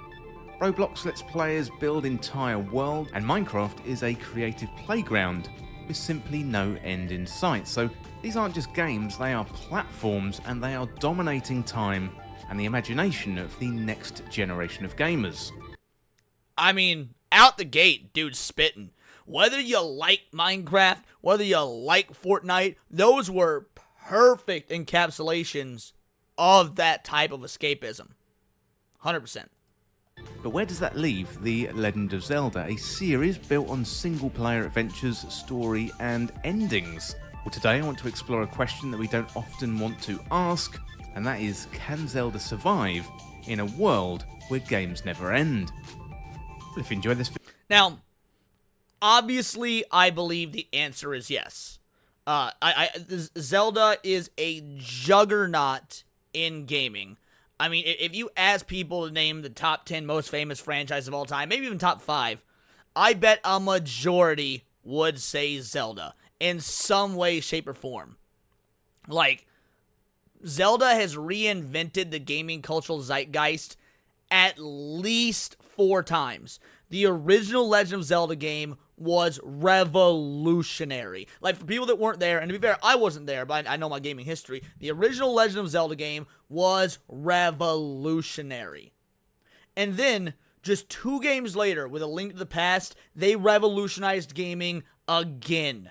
A Link to the Past took 16-bit era gaming to levels nobody ever thought was possible. And then Ocarina of Time comes out. Ocarina of Time, to this day, is one of the single most famous video games of all time. Soranos, I'm not talking about what makes the most money, so that's irrelevant. Ocarina of Time revolutionized 3D gaming in ways that it truly cannot be overstated. And then last but not least, Breath of the Wild. A complete reinvention of the series, and again, probably the single most famous video game of the last 10 years. Like, that's, yeah. You've got to be a juggernaut to reshape the cultural zeitgeist of gaming 4 times in like 35-ish years. Video, hit that subscribe button down below for even more Zelda content here on Triforce Times. Well, first of all, I do want to say this is a bit of a different video for me today. Now, sometimes I'll be doing tutorials about Legend of Zelda games, sometimes I'll be looking at lore or getting the community's opinion. Well, today I want to have a look ahead. This is something a little bit different, and I hope you like it, but let me know in the comments what you think. First of all, I want to have a look at the shift towards games as a platform. So, the landscape of gaming is undergoing a really dramatic transformation. While the Legend of Zelda continues to offer timeless, story-driven appeal, a new generation of gamers, especially Gen Alpha, is being shaped by radically different gaming experiences. So games like Roblox, Minecraft and Fortnite, they're not just games, they're platforms, ecosystems, and social hubs where players don't simply play, they create, they socialise, and they exist. Well, Now, gaming goes through phases and genres, I mean, just like the film industry. You know, you got westerns, you got the western boom, you got the sci-fi boom, you know, things like that. The superhero boom. Gaming is very much the same. You know, you had the platformers in the 80s and the early in the 90s, and then you had the advent of 3D. But then in between that, you had the advent of the FPS genre. And then in the mid-2000s, 2006 or so, you had the advent of the online community pushing things, you know, Halo, Call of Duty. And now we are in this era he's referring to, you know, talking about Roblox, Minecraft, Fortnite. Minecraft's sort of grandfathered in there. It's a bit legacy because it did come out in the 2000s and whatnot. The point is, it's still maintained its cultural relevance. So the question really is, will this era of gaming come to an end anytime soon? You know, are we seeing it on the way out? And to be fair, possibly. But yeah, the point is, the cultural zeitgeist of gaming, it ebbs and flows. So even though Zelda, even though the single-player action-adventure formula is not particularly strong right now, a lot of those types of games don't succeed without the name attached to it, such as Zelda. That doesn't mean that time is forever gone. To GWI's research on Gen Alpha, a staggering 73% of children aged 8 to 15 play video games at least weekly. And what they value most isn't traditional storytelling. Instead, they're drawn to freedom, creativity, and social interaction. In fact, the top 3 reasons they play are to be creative, to relax, and to hang out with their friends. These motivations align really closely with the values of games as a platform, where the structured narrative takes a back seat to shared experiences and customizable worlds. In 2023, the most played games globally were not new releases, but past titles, so Fortnite, Grand Theft Auto 5, Minecraft, The Sims 4 and Call of Duty. Many of these games are over a half a decade old, some of them over a decade, but they dominate because of their live service models, the modular content updates and player retention through social systems, and also customization. IGN did some analysis of players and they confirmed that older evolving games attract more consistent engagement than new single player releases. Players are no longer finishing games, they're just living inside them. Well, to be fair, I wouldn't say players aren't finishing games, so much so as I would say these games are designed to never be finished. Like, you can't, quote-unquote, beat Fortnite. You know, it's just by the design model of how Fortnite works, you can't beat it. Minecraft is much the same. You can beat the Ender Dragon, which is technically the last boss, but there will always be something to do so long as you're creative enough to think of something to do. So, yeah, it's not that people aren't finishing games, because games that have endings, people are still beating. It's that there's this new model of game that is designed to not be beaten because there's no such thing as an ending, which is interesting. I don't think that every game should be that. I don't think that that should even be the main design philosophy behind creating the next, hit game or whatnot. But it is interesting to think about. And yeah, I'm with you, Melissa. Well, this shift is much more visible in a platform like Roblox, so the record-breaking success of Grow a Garden, a player-created game inside of Roblox, is a powerful symbol of this new games as a platform era. On July the 19th, 2025, it hit 21.9 million concurrent players, beating out even Fortnite's historic live events. Now, it previously broke a Roblox record with 21.3 million concurrent players in June. That is a level of real-time engagement that even the biggest AAA story-driven titles can't match. And it was all achieved entirely within a user-generated environment. Just to remind you again, that was 21.9 million concurrent players. That is absolutely baffling.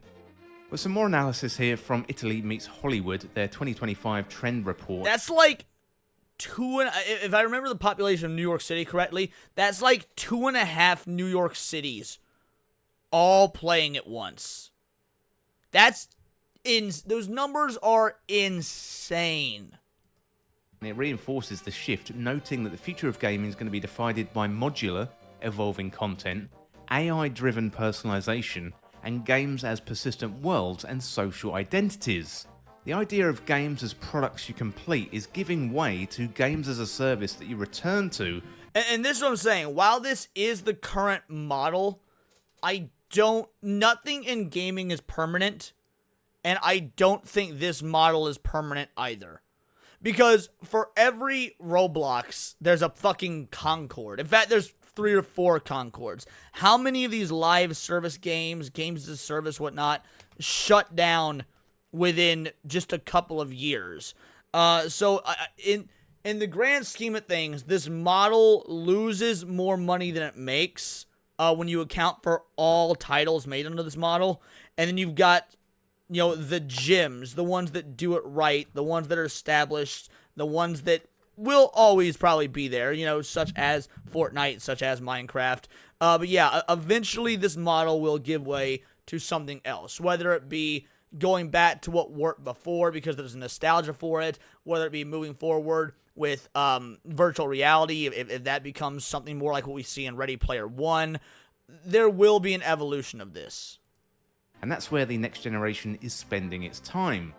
So that is a whole lot of information about games as a platform, but where does that leave the Legend of Zelda?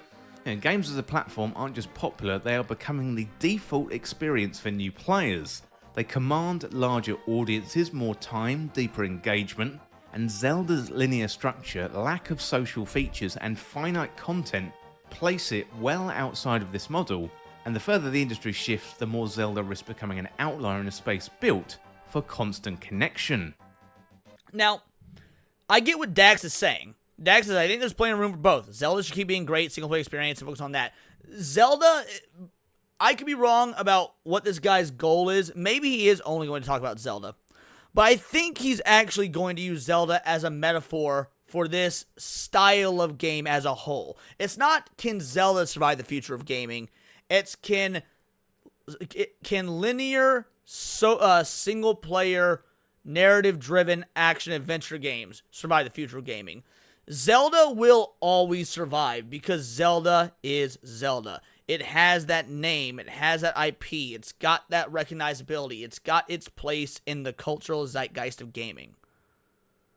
But would a new IP that is basically a Zelda clone or use the same game design philosophy as Zelda, would that work? No, probably not. Like, if Zelda was created today and it didn't have its name behind it, it probably wouldn't have the power it has. So it's not really can Zelda survive the future of gaming, it's can what Zelda represents survive the future of gaming. Okay, let's have a look at what Zelda offers that platform games don't. So while games like Fortnite and Roblox offer this infinite customization and social play, The Legend of Zelda delivers something fundamentally different, a crafted personal journey. At its core, Zelda games offer authored storytelling where every character, location and puzzle is deliberately designed to evoke a sense of purpose and meaning. You're embarking on an adventure with a clear beginning. I hate to be that guy on Neon Earth, but I'm going to be that guy. Ready Player One fucking sucks. The book is so much better. I'm gonna be that book is better than the movie guy right now. Dude, the book is so much fucking better. Ready Player One is, the movie is style over substance. It is horrendous by comparison. Middle and end, and this sense of narrative closure is pretty rare in today's platform-centric gaming culture, and it gives Zelda emotional weight, whether it's the bittersweet countdown of Majora's Mask or the quiet solitude of Breath of the Wild. These are stories that you finish, and they're not just spaces that you visit. The Legend of Zelda also excels at creating worlds that feel lived in, but they're not overwhelming. You know, while live service games prioritise size and player freedom, they often sacrifice intimacy. In contrast, Zelda... I agree with that entirely. They sacrifice intimacy. Like, I would say Minecraft might be the exception to that rule, because Minecraft, you can have an intimacy about it if you're playing it solo. In fact, Minecraft is one of my favorite go-to Zen games. Like, if I just want to pop on some lo-fi, listen to some, or maybe listen to some YouTube or whatnot, and just veg out, I'll play Minecraft. Shit, that's probably what I'll be doing after Gucci show tonight. I'll probably be popping on some of my, like, 2-hour true crime podcasts, listening about people getting raped and murdered, and violently have their innards removed while playing Minecraft, and I will be at peace. So, that being said, that's the exception, not the rule. Fortnite, there is no such thing as intimacy. I've tried Fortnite a handful of times, and I just can't do it. I get literally zero enjoyment from it. I think it's cool to see Goku fighting Anakin Skywalker, fighting the fucking Power Rangers. Like, visually that's fun, but I cannot get into it because not everybody's the same. But when it comes to gaming, I want an emotional connection or resonance to the game in some way, shape, or form. And I cannot get that with online-based games. I've never been able to. I'm not an online gamer. Now, something like Schedule 1, where me and Cinevere can queue it up at 2 a.m. and it just be us two in our own little world while we're on a Discord call together, that's fine.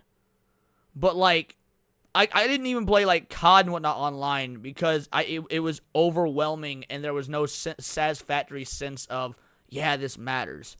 But I've heard stories where people find lifelong friendships by playing COD together with people they've never met online. So, clearly everyone's different. Other people can do it. I just can't. Zelda's worlds are richly detailed, hand-tuned environments where exploration is about discovery and not necessarily distraction. Every mountain, peak and hidden cave exists for a reason, It's not just to pad out a map. There's a curated elegance to how Zelda balances challenge, pacing, and environmental storytelling. Don't Slayer, thank you so much for the sub, buddy. Philosophy that stands in stark contrast to the chaotic and content overload of platform games. You know, for players seeking meaning over endlessness, Zelda still offers an experience that platform games struggle to replicate. Well, next up, I want to have a look at the question of will Zelda be left behind? So, 54 likes, nice. Keep it up, gang. Persistent, player-driven worlds, there's a growing risk that The Legend of Zelda could feel increasingly out of step with what younger audiences expect. So, for example, these players, when they are first starting out gaming, they're playing Roblox, they're playing Grow a Garden, they're playing Minecraft and Fortnite. You know, if they start out with those games, what are they going to graduate to in their teenage years and their early adult years? So when I was a kid, I first started playing Zelda 2, and that really shaped my gaming habits for a lifetime for me. Base, yeah, so it's going to be really interesting to see what the future holds. And I'm not talking about the next couple of years. I'm talking about 5 years, 10 years, 20 years out. What is that future going to look like? So there definitely is a risk that The Legend of Zelda could feel increasingly out of step. Gen Alpha and even Gen Z are growing up with games like Roblox, Fortnite, Minecraft, not just playing them, but they're living in them. You know, these games function more like social ecosystems or virtual... So, now, I could be totally wrong, but my theory is that these younger generations will actually grow into games like The Legend of Zelda. And the reason is because when you're young and you have freedom, it's easy to queue up a game of Fortnite with your 6 buddies or whatever, because y'all get out of school, but you don't have any real responsibilities. You might have some chores, you might have some homework and whatnot, but you know, you don't really have a sense of responsibility like working a real job, handling social situations, parenting if you're a parent, things like that. And when these younger generations get older and they do have a level of responsibility, but they want to keep gaming, well, they're not going to have all their schedules lined up. You're not just going to be able, when you're 25, to queue up a Fortnite match with your 6 buddies like you did back in high school or middle school or whatever. So they will need something to fill that void, but that they can do on their own. And that's where games like Zelda come in. So I think that while they will be underappreciated now, Gen Alpha and whatnot will grow into these single-player story and narrative-driven games like Zelda. Playgrounds more than traditional titles, like with stories and linear progression. They're updated constantly, encouraging endless replayability and invite players to become creators themselves. In contrast, Zelda, even with its recent open world iterations, is still single-player, narrative-led. EB, don't get me started on Tears of the Kingdom. I could do a whole-ass stream just on the pros and cons of Tears of the Kingdom. It is such a mixed bag of a game that I love, but also hate. And that's an experience that ends when the credits roll. So in a world obsessed with games that never end, is there still going to be a space for stories that do? There's also the question of interactivity and social connection. So today's most popular games aren't just fun, they are places to hang out. Players log into Fortnite to chat, attend virtual concerts, or you can build up custom maps with friends. Roblox empowers an entire generation to design games, stories, and interactive experiences for one another.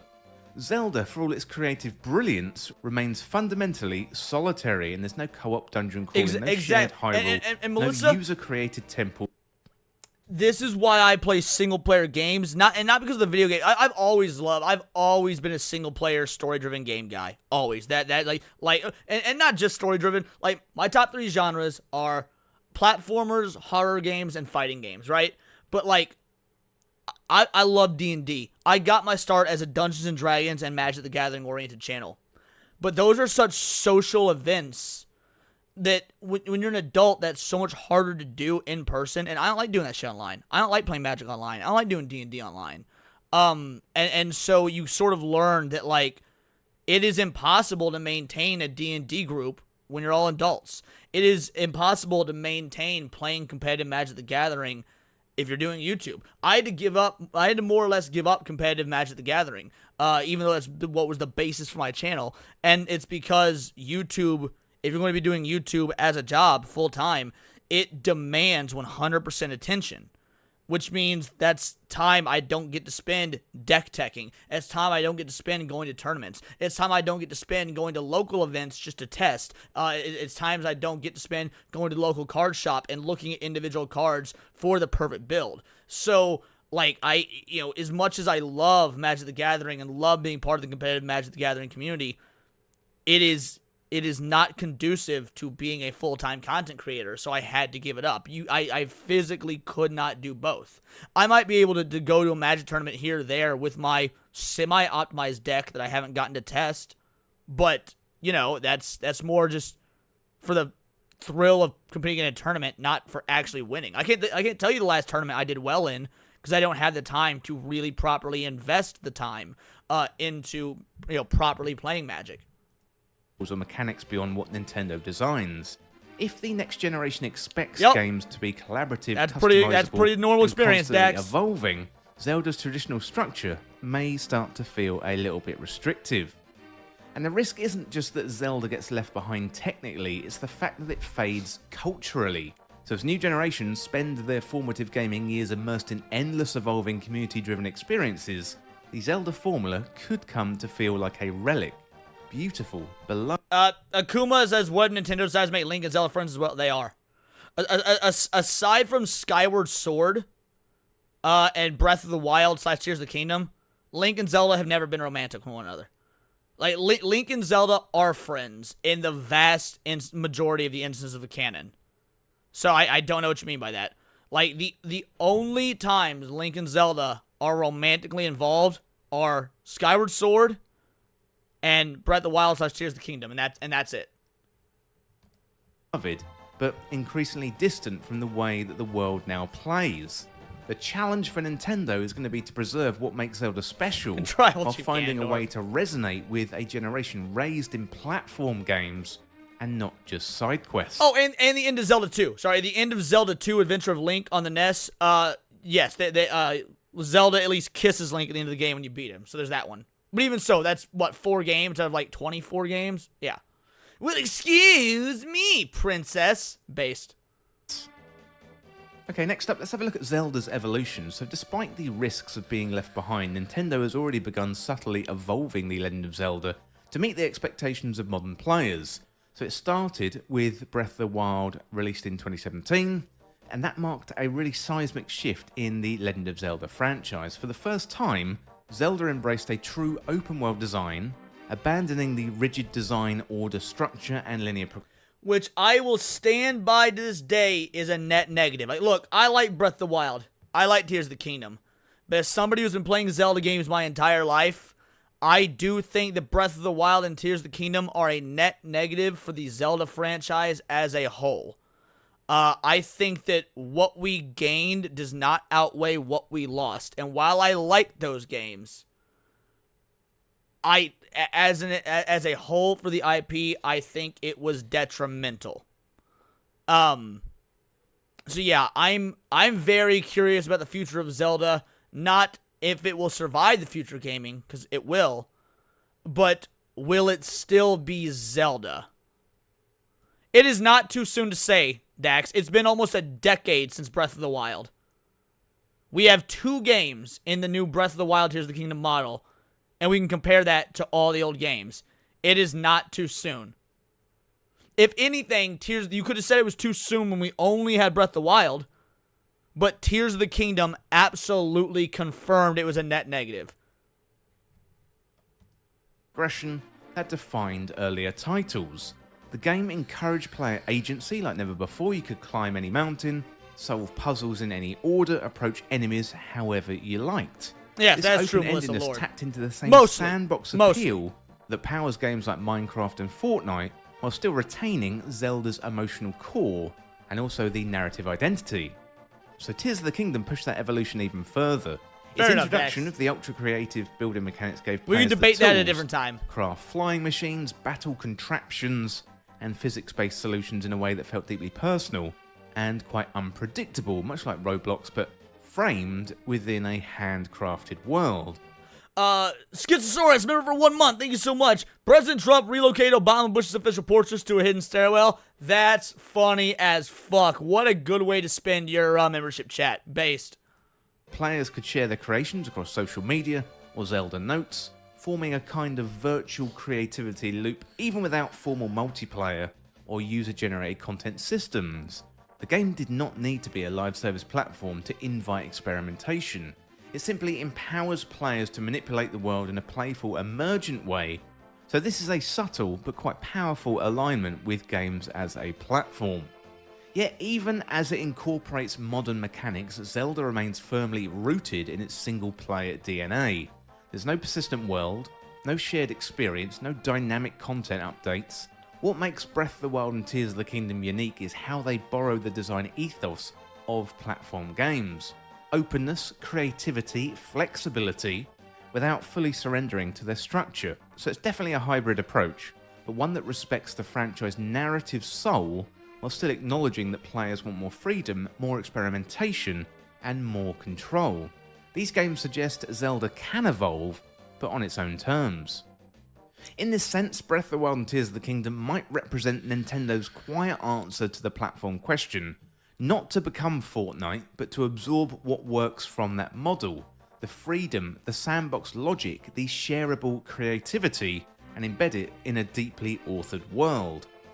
Well, and this is very normal in video games. Like I said, video games go through trends, and a lot of times, if an IP wants to remain established, remain successful, remain relevant, they're going to have to, pick and choose from existing trends and find a way to cohesively work them into their next outings. Like, for example, the Breath of the Wild model was huge. What did that give us? Genshin Impact. What did that give us? Sonic Frontiers. Sonic the Hedgehog had obviously been on a decline since Sonic Generations in 2011. Sonic Frontiers comes out. Is it a perfect game? No. It's about 7 out of 10. But by Sonic standards, that's like an 11 out of 10. Considering how bad the series had been for a while. To a lot of people. I still loved it, but to a lot of people. So, yes, Sega saw Breath of the Wild. They saw that people loved that model. And they incorporated aspects of Breath of the Wild into Sonic Frontiers. We saw this a lot back in the FPS days. There was a lot of games like we'll use Sonic again. A lot of people grew out of the platform and stuff of the 16-bit era. They wanted Sonic to have a gun, and Sega was like, well, we ain't gonna do that, but we'll give Shadow a gun. And for all of Shadow the Hedgehog's faults, and it has a lot, I get it, the gunplay in Shadow the Hedgehog is really fucking good. Like, that's one of the stronger suits of the game. Legend of Zelda did the same thing with the jump to 3D. The idea of Z targeting, was a natural evolution based on, the FPS model at the time. So yeah, this is completely normal. This isn't out of the realm of normalcy even for Zelda. A really difficult balancing act that few franchises could pull off. It positions Zelda not as a relic resisting change, but as a beacon of how thoughtful evolution can preserve tradition whilst also engaging the future. Well, as the gaming industry leans heavily into platform-style experiences, the question does arise, could The Legend of Zelda evolve into a platform game itself? I would say in a spin-off, maybe. Zelda's done plenty of spin-offs that lean into various different types of genres. Link's Crossbow Training is technically an FPS. Like, we technically have a first-person shooter Zelda game, Link's Crossbow Training. But as a whole, no. Zelda's main entry in the canon will never go that route. Imagine a version of Hyrule that it was Rockin' Hound Dog, I agree. A living, breathing world where players return week after week for new quests, events, or player-created challenges. It's not hard to picture a future where Zelda embraces elements of a persistent world, multiplayer exploration, or even user-generated content-driven design, blending its signature adventure style with the endless engagement loops that define modern games like Fortnite and Roblox. In theory, a Zelda platform could allow players to build, share dungeons, tackle co-op temples with friends, or maybe even watch the world of Hyrule evolve over time in response to community activity. I do not want this in a main Zelda game. He is technically correct. it could work. Like, but do I, as a Zelda fan, want that from a mainline title? No. No. I never, and I mean never, want to see a mainline Zelda game that is multiplayer. Ever. The core identity of The Legend of Zelda is the single player intimacy. Yes, Matt, exactly. Spin-off games are fine, but main canon titles should keep the formula. Exactly. If you want to do a spin-off and test that, by all means. I mean, shit. There's a lot of spin-off Zelda games that I fucking love. Dude, Hyrule Warriors is dope as fuck. I love Hyrule Warriors. But do I ever want to see a mainline Zelda game like Hyrule Warriors? Nah. Never. Because there are certain things that make a Zelda game a Zelda game. And this goes for any, like, successful, established franchise. Is it's got certain core aspects to its identity. And that's what makes them timeless. That's why, for example, Resident Evil and Sonic the Hedgehog have such divided fan bases. Is because Sega and Capcom cannot agree internally what makes a Sonic game, and what makes a Resident Evil game. So every 3 or 4 games, they go through an identity crisis and become something different, further dividing their fan bases. Zelda has never really had that issue. You could say Breath of the Wild maybe started to create that, but I don't think it's the rift between, like, Ocarina of Time style fans and Breath of the Wild fans isn't nearly as large as the rift between, like, adventure fans for Sonic and Boost fans for Sonic, or Resident Evil 4 action horror versus Resident Evil 1 and 2 survival horror. Like, so again, Mario has evolved but stayed consistent. Zelda has evolved but stayed consistent. Smash Bros has evolved but stayed consistent. So yeah, it's, you cannot run the risk of your mainline entries dividing your fan base. What up, Ron? How you doing? General Kenobi. So there is a precedent for this, so Nintendo's already dabbled with platform potential through titles like Super Mario Maker. That gives players full control over level creation. Exactly, so Zelda Raven. Maker would be a natural evolution of this, especially with the shrine templates introduced in Breath of the Wild and Tears of the Kingdom. By giving players the tools to design their own puzzles, quests, or even regions of Hyrule, Nintendo could unlock levels of replayability and community engagement the franchise has never seen. So it wouldn't necessarily... Nah, fuck that. I just, again, in a mainline game, I disagree with this. And the reason is because you use the word replayability. Now, I don't know about y'all, but do you know how many people that I've spoken to that have replayed Ocarina of Time countless times in their life? Like, I can't even tell you how many times I've replayed Ocarina of Time and Twilight Princess. And Wind Waker. All of them. I've replayed those 3 games so many times. Like, yeah, I've played every Zelda game at least 3 times each. Yeah, not even the 3D ones, Melissa. I mean, I've played the first one multiple times. I played Link's Awakening multiple times. I've only played Zelda 2 once, because fuck that game. I hate Zelda 2. A Link to the Past, I've played at least twice. Like, the point is, Zelda games are already instantly inherently replayable because of the story, because of the character, because of the there's a word he used a moment ago, intimacy, because of the intimacy. Like, and that is a trend for Zelda fans. They will, yeah, you're telling me, Dax, I agree. Final Fantasy 7, Final Fantasy 10. Look, I like 7. I do.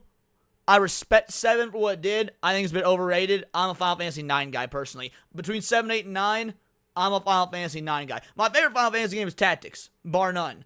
10 is in my top 5. I just say my top 5 Final Fantasy games. It's Final Fantasy Tactics, Final Fantasy 9, probably Final Fantasy 10, Final Fantasy 6, and Final Fantasy 15. That would be my top 5. And yes, I am a 15 fan, and I have no shame in that. Necessarily replace the mainline story-driven games, but rather coexist as a creative Based, sandbox Melissa. extension of the Zelda universe, a place where players aren't just adventurers, but they're also architects as well. Turning Zelda into a platform would be a very, very delicate operation.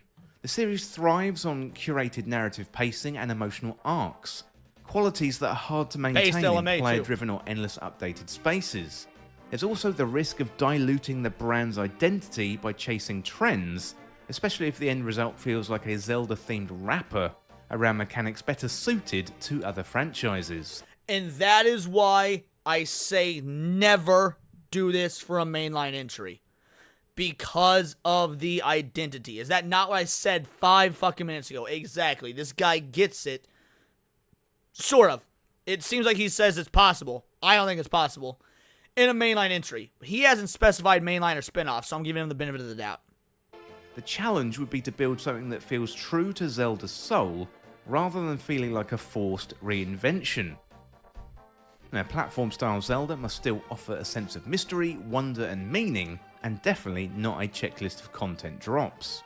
The idea of Zelda as a platform opens up exciting possibilities, but also poses questions too. So could it still deliver the awe of a masterful constructed story if it's endlessly ongoing? Or can it invite the community collaboration without sacrificing the intimacy of its worlds? The answer may not lie into completely transforming I hope so, Zelda EB. into a I really hope platform so. game, but in blending elements of both models, offering a space for creativity and connection without abandoning the crafted experience that made the series legendary in the first place. So as the gaming industry accelerates towards open-ended platforms, evolving metaverses, I think there's an argument for that, content loops, LMA. the There might be an Legend of Zelda argument there. franchise stands at a crossroads. On one path, we've got the world that the franchise has always known, one of crafted adventures, finite stories, and meaningful endings. This is where Zelda has built its legacy through emotional narratives, meticulously designed puzzles, and the joy of discovery in a world that respects your time and rewards your curiosity. It's a path that values completion over continuation, and in an age of never-ending content, that kind of storytelling feels increasingly rare.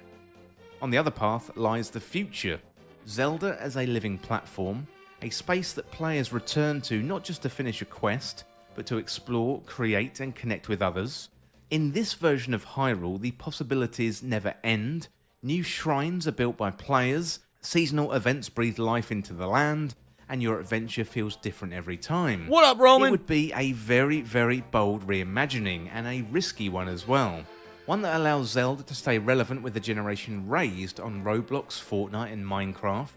See, but here's the dealio. I don't think Zelda is irrelevant, and we can just look at the sales numbers for Breath of the Wild and Tears of the Kingdom to see that. Again, Zelda is not in danger of going anywhere with Gen Alpha because it's a legacy IP that has name recognition to it. Like, even in the era of Roblox and even in the era of Fortnite and whatnot, kids do still play Breath of the Wild. Kids do still play Tears of the Kingdom. Because you don't get the massive sales numbers that they got with only adult gamers, I should say. I mean, at least I don't think so. Nintendo would not make a Zelda game marketed only to adults. That's just not their model. Game is never truly over, and every player can leave their mark on the world. Nintendo's challenge then is to decide which future best serves the... That is... Y'all can hate Nintendo all you want. Y'all can have your scruples with them. I understand, I agree. Nintendo been pretty fucking anti-consumer lately. But Raven is correct. Generations pass it down. Why did the Super Mario Bros. Movie make $1.2 billion at the box office? Because, and I saw this firsthand, you had generations, at least 4 generations of people seeing that movie in theaters. You had the grandparents, the parents, their kids, and their kids' kids all see it. You got the little 4-year-olds that have the Switch Mario, and you got the grandparents that had the NES, and you had everything in between. Like, Mario has been passed down from generation to generation, so you had 4 generations of family members going to see the Super Mario Bros. Movie. Zelda is literally no different. You are exactly correct, Raven. Soul of the Legend of Zelda. Must it adapt to survive, or does its strength lie within resisting the tides of modern design? You know, perhaps the answer isn't binary. Zelda may be able to walk both paths, offering players beautifully crafted single-player sagas, and maybe a parallel space for creativity and social interactions. So I don't really think this is a question for me. I've grown up with traditional Zelda. First game was Zelda 2, went on to A Link to the Past, Ocarina of Time, all the classics. This really is a question for the future generation of I would love a new gamers. Spyro game do if you it was still like the crave original stories that PS1 end, trilogy. Or have you become so used to infinite worlds that collectively fact- you've forgotten the magic of reaching the final? Fat CFH90, 1 sec. Is it within reach? Might be within reach.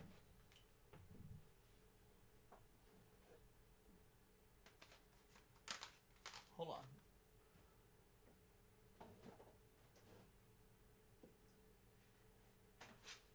Yeah, there it is. This is my original copy of Spyro 2 Ripto's Rage. One of my top 3... Hold on a sec. One of my top 3 favorite PS1 games of all time. Like my top 3 favorite PS1 games: Spyro 2, Tony Hawk 2, Resident Evil 3. Fucking love this game.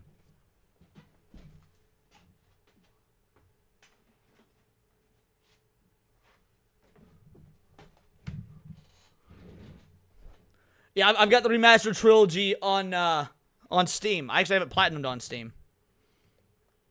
And by the way, that's how remakes should be done. Spyro Reignited Trilogy and Resident Evil Remake 1 are the textbook examples of how to do remakes. Boss, saving the kingdom and watching the credits roll. So whatever the answer, one thing is very clear: Zelda's next step won't just define a game, it could define what gaming means in the years to come. Okay, that is it for today's video. Let me know what you think in the comments. As I mentioned at the beginning, this is quite a different topic today, and it's thinking about the fundamental future of gaming. Like I said before, not just a couple of years in the future, 2, 3, 5 years. This is maybe 10 years or 20 years in the future. Think about all those kids, the Gen Z, Gen Alpha, growing up on those live service games, on those games as a platform. And what does that mean for the future for Nintendo? So these big companies like Epic Games that own Fortnite, they're becoming more and more powerful. You know, what does this mean for consoles? And if consoles decline in the future, what does that mean for Nintendo? And It means nothing for Nintendo. It means literally nothing for Nintendo. And the reason it means nothing for Nintendo is because Nintendo always does their own thing. Like, that's why they can be as anti-consumer as ever, and people still eat up the Switch 2 like fucking candy. Because Nintendo puts out good quality games that are for the fans first. Even if their business practices are not fan first, and they are not, I acknowledge that, their games are. Oh, dude. Roman of the Empire just listed some banger games. The Thing game is amazing. Doom, all-time classic. Star Wars Battlefront, we'll never get another like it. Like, absolutely. in turn, what does that mean for The Legend of Zelda? So, I've asked some big questions today. I would love to invite you to let me know what you think down there in the comments. And as always, thank you for watching or for listening. Don't forget to hit that subscribe button down below for even more Zelda content here on Triforce Times. Thanks again, and I'll see you in the next video. Well, thank you so much for watching the video, but today I'd hold on like a to sec. let you know about the Triforce Times. So, this video was released 7 days ago. It's only got not even 3,000 views, and Triforce Times doesn't really... This is the first time I'm hearing of him. He's got less subs than I do, so I'm going to throw his channel in there. If you guys enjoyed this video, give the dude a like, a sub, you know, tell him who sent you, the whole nine. This was a really good video. While I disagree with some of the points, it was still a really good video. And yeah, I like showing love to you know, smaller creators and whatnot. Speaking of, Roman of the Empire's in the chat. Y'all make sure you sub to him as well if you haven't. He's fucking amazing. I'm gonna be on his show in a few weeks, actually, for the very first time ever. He's been on mine and we've been together on Zach's show, but I've never been on his because I've never had a schedule lined up with his show. So it's gonna be fucking awesome. So yeah, make sure you guys throw Roman of the Empire some love in the chat. All right, we got one more video to go through. Ooh, shit. I don't know if we got the time. Because that Niet show in... All right, if we can wrap this up in 30 minutes, we can do it. So let's go ahead and start now. One more final video game stuff. And this is a 15-minute video. Why the past feels better than now. Why the past feels better than now. It's another sort of nostalgia trip sort of thing. I haven't seen this video. Let's see how it goes.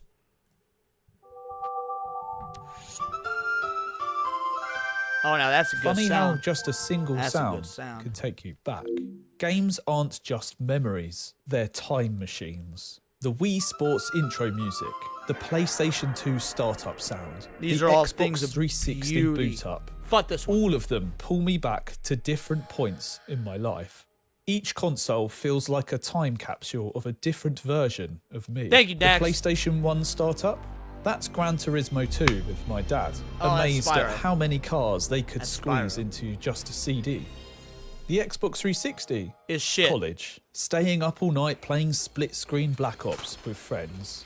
The PlayStation 2, wrapped up in bed playing Lord of the Rings Return of the King late into the night. If I PlayStation 2 is Jak revisit and these Daxter, games baby. Jak and today, it's Daxter. like I never left. If I load up Metal Gear Solid 2, I still know exactly where every guard is, exactly where to run to advance the story. Even though I haven't played it in years, my hands just remember. But why do these games stick out more than others? I've played countless PlayStation 2 games, but only a handful instantly come to mind. The rest, they're buried deep in memory. This is what's known as the reminiscence bump. Our brains give special weight to the experiences we have in our teens and early 20s, the years when our identity is taking shape and our experiences leave the deepest mark. I agree, It's why Dax. these I games agree. feel so PS1 much intro more chime is the real best. than something I played last year and have already forgotten about. When I think about Dynasty Warriors 4, I don't I just do remember not the like how he game. said I Dynasty. remember being homesick from school, lying around on the sofa, when my dad returned from the shop with this game in his hand. A small gesture that 20 years later still means something to me. Or Command & Conquer Generals. We had a lodger living around my house when I was 10 years old, and I used to sit and watch him play, imagining myself playing it. One day I finally got my own copy, and it became one of my most cherished games. I played every mode, every faction, but when I think back to it, I don't just remember playing the game, I remember him. Yes, I do the say way that I liar. used to watch him play it day in, day out, and the way that it made me want to get the game myself in the first place.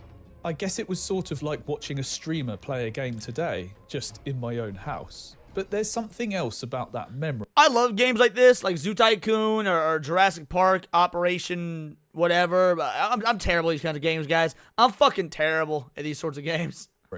The moment I finally got my own copy, I remember holding the case, looking at the cover art, reading the back of the case, opening it up and smelling that new game scent. That moment sticks with Every me time, just bro. as much The as drive back home from the game store and you open that fucking case and you pull out that manual and it's got that new game scent and you read, you can't wait to get home and put it in your PS1, your PS2, your GameCube, your Dreamcast, or whatever, and you're flipping through the fucking manual and you're reading the character bios and like the story so far segments and looking at the art, like just anything to get you hyped and prepped for the game because you want to be playing it that second, but it's physically impossible because you're in the fucking back seat of the car. Oh! I felt proud to have my own copy of the game. It's not just the games themselves that stick with me, it's everything around them. The way that I got them, the build-up, the first time I played them. Dude, the music I was listening, like, man, I remember back in the late 90s, like, my go-to thing was to play Spyro while listening to Beck. Like that was, I don't know why that's such a core memory. But playing Spyro, I think it was Spyro 2, maybe it was the first Spyro. It was Spyro 2. Playing Spyro 2 and listening to Beck. Like, I still do both of those things to this day because that was so formative for me as a fucking kid. Maybe that's part of why older games just feel more nostalgic.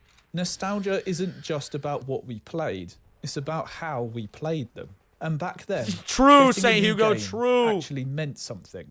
Back then, buying a game wasn't just clicking download. It was an event. Just take a look at the hype surrounding Halo's release. The people outside waiting to buy the game are excited. It's online an event. World War II Going games to the fucking shop, killer. picking a I didn't case play off the online shelf, games growing up. bringing I it played home. on PC growing up because my grandma was a PC gamer and she got me into it, but I never played the online ones. That being said, Duke Nukem back in the day, bro, Duke Nukem 3D, I was playing that way too young. My grandma didn't give a fuck. We loved playing Duke Nukem together. Opening the box, flicking through the manual.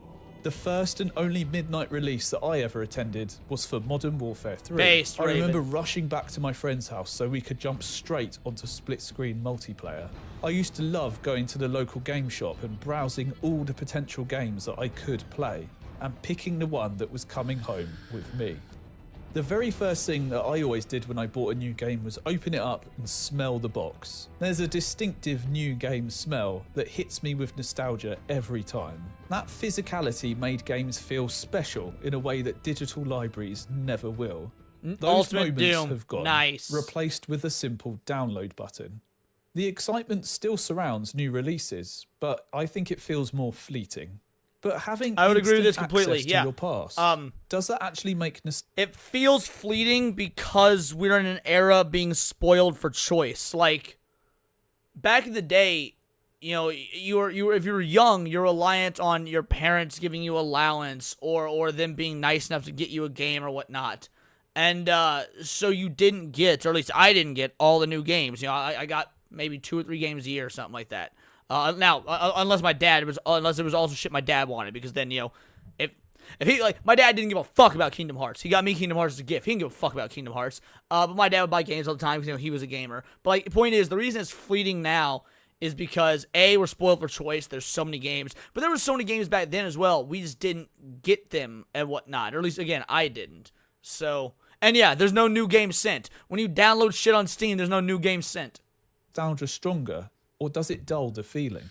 You can revisit an old game any time that you want, but you can't revisit the time in your life when you first played it. The nostalgia isn't just for the game, it's for the moments that it represents. Correct. There's a difference between nostalgia And that's for dangerous, old to be games fair. and That nostalgia is for dangerous old because all things in moderation, right? Nostalgia being one of them. Like, if you get lost in nostalgia, that is, in my opinion, like, mentally dangerous. Nostalgia used to be considered a mental disorder back in, like, the fucking 1800s. And I do believe that. Like, you can't just be lost in it. It will send you into a depressive state. You have to taper your nostalgia. gaming experiences. Nostalgia for old games is easy. You can emulate Papa Paradise was a on PC and revisit them any dude, to this day, and if Roman of the Empire is still here, he might know this game, or if he doesn't, he at least knows the real life event. No, Papa Paradise's favorite game was Operation Desert Storm. It was a fucking war game for the Xbox, the original Xbox, where you played as either the British SAS or the was it SEAL Team 6? I don't remember. I don't remember which branch of the Americans it was, but basically like the Special Forces, maybe. I think it was SAS and Special Forces, I believe. Point is, my dad and I played a lot of Desert Storm together. You like, but nostalgia for old gaming experiences, that only exists in memory. I did not play tried to Spec relive it Ops recently when Black Ops 6 was released. My friend had it on his Xbox and I asked if it supported split screen. Luckily, it did. And we had an evening of playing the new Call of Duty split screen together on the sofa, just like old times. Also, me, my dad, and my brother, we would all play a lot of Modern Warfare 2 together. Call of Duty Modern Warfare 2. But that was like near the end of gaming with my dad's timeline. But it wasn't the same. I still had fun, but I had been here before, and before was better. I was younger. I had fewer responsibilities. I had all the time in the world to play and level up. Now, I don't feel that drive at all. I wasn't chasing the game, I was chasing the past. And no matter how good the game really is, the past is something you can't reload. At some point, Yeah, dude, nostalgia my stopped being dad a sucked, feeling and frankly, started dude, being a business model. Roman, me and my dad both sucked at it. My little brother was a wizard at it, but we just both played it with him because we enjoyed hanging out as a family playing those games together. Like, exactly. I, to this day, am still terrible. I don't play first-person shooter games because I'm bad at them. But, man, if my brother ever hits me up and says, yo, Leon, you want to play? I'm going to say yeah. Remasters, remakes, reboots. They're everywhere. This is all part of the 20-year cycle. Every 2 decades, media and fashion resurface because the kids who grew up with them are now adults with disposable income. Companies know that nostalgia sells. That's why we've been resold our childhood again and again. He is entirely correct. Rebooted, reignited, classic, definitive edition. Whatever term that they use, the goal is the same, to tap into our emotions. And even though I know this is true, I'm still a sucker for it because when Final Fantasy Tactics Remake comes out, I'm first in line, bitch! They take advantage of the emotional pull that it has, but over time, it starts to lose its impact. Nostalgia begins to feel hollow. It's almost expected now. If you played a game 20 years ago, you're safe to assume that it will be remastered soon. It's not a surprise when a childhood favourite gets remade and resold at full price. I'm guilty of buying into it myself. World of Warcraft Classic, Diablo 2 Resurrected, Age of Empires 2 Definitive Edition, Crash Bandicoot Insane Trilogy, Spyro Reignited, there it is. StarCraft Remastered. The list could keep going on. Sure, there are companies like Good Old Games who preserve old games and make them playable on modern hardware, and some remasters are done well, but nostalgia has been sold to us so many times that it just doesn't feel special anymore. It feels expected. I loved playing Spyro the Dragon as a kid, so when I saw the Reignited trilogy, I won't lie, I was excited. When it finally dropped on PC... I did unlock Cloud and Tactics Gravestone, but I needed the Prima official strategy guide to do it. I ain't too ashamed to admit it. I could not do it on my own. I didn't know how to do it on my own. I heard rumors and rumblings on the internet, but I needed the Prima official strategy guide to do it. Bought a copy of it on Steam and booted it up, and after 10 minutes, I didn't even really feel like playing it. Not because the remaster was I never bad. played the old school Wolfenstein well games. I didn't get into the Wolfenstein games until the new ones came out. But the excitement was transient. Man, did I love didn't Doom! Even really feel like I wanted to revisit the game. The marketing just had me believing that I wanted to. There's comfort in nostalgia, but there's also a risk. The myth of it was better back then. As kids, we had no bills. No stress. No. So the reason that there's this myth of it was better back then is because the human brain is wired to remember the positive. Like you could be having the worst day of your life, but if something really good happens that day, 20 years later, you're gonna remember the good thing. It's a biological defense mechanism for how we evolved. Like it's so. Yeah, people romanticize the past because we are biologically hardwired to only remember the good parts of the past, or at least only remember the good parts in great emotional detail. That's why people will literally repress memories of traumatic shit. And yeah, I would absolutely give it a try, Roman. I would. Look at that fucking Beck lyrics right there, Raven. Based. Major responsibilities. The gaming experiences we had felt richer because we were fully immersed. No phones, no distractions, just pure focus. Now we have constant distractions. Phones, social media, second monitors, endless podcasts, the world's music on demand. No, even when Hugo, it's not that there's less tough memories in your younger years. It's that we're biologically, effectively, we've evolved to block those out as we get older. So so the tough memories are quote unquote there, but they're locked in a vault. They're locked in a memory vault so that you don't have access to them. And the only reason I know this is because I recently watched a really cool breakdown on YouTube. I wish I had reacted to it because it would have been awesome, but it just came up my YouTube recommended while I was chilling out, so I watched it. About how memory works and like the brain chemistry behind it. It was a super cool video. Until it got really gay and woke in the last fucking 10 minutes of it.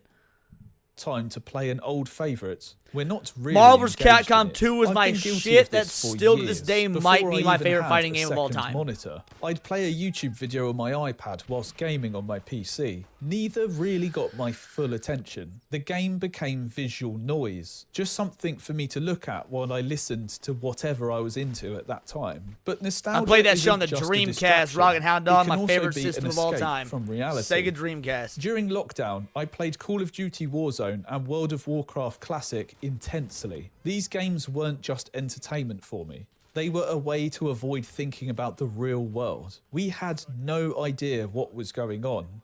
I.e. escapism, which is what games are supposed to be. This is what all entertainment media is supposed to be.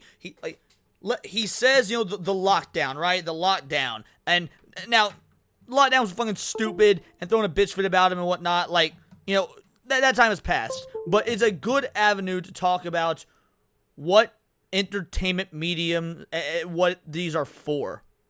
You know, when I watch Sam Raimi's Spider-Man, I get the same feeling now as I got in 2002.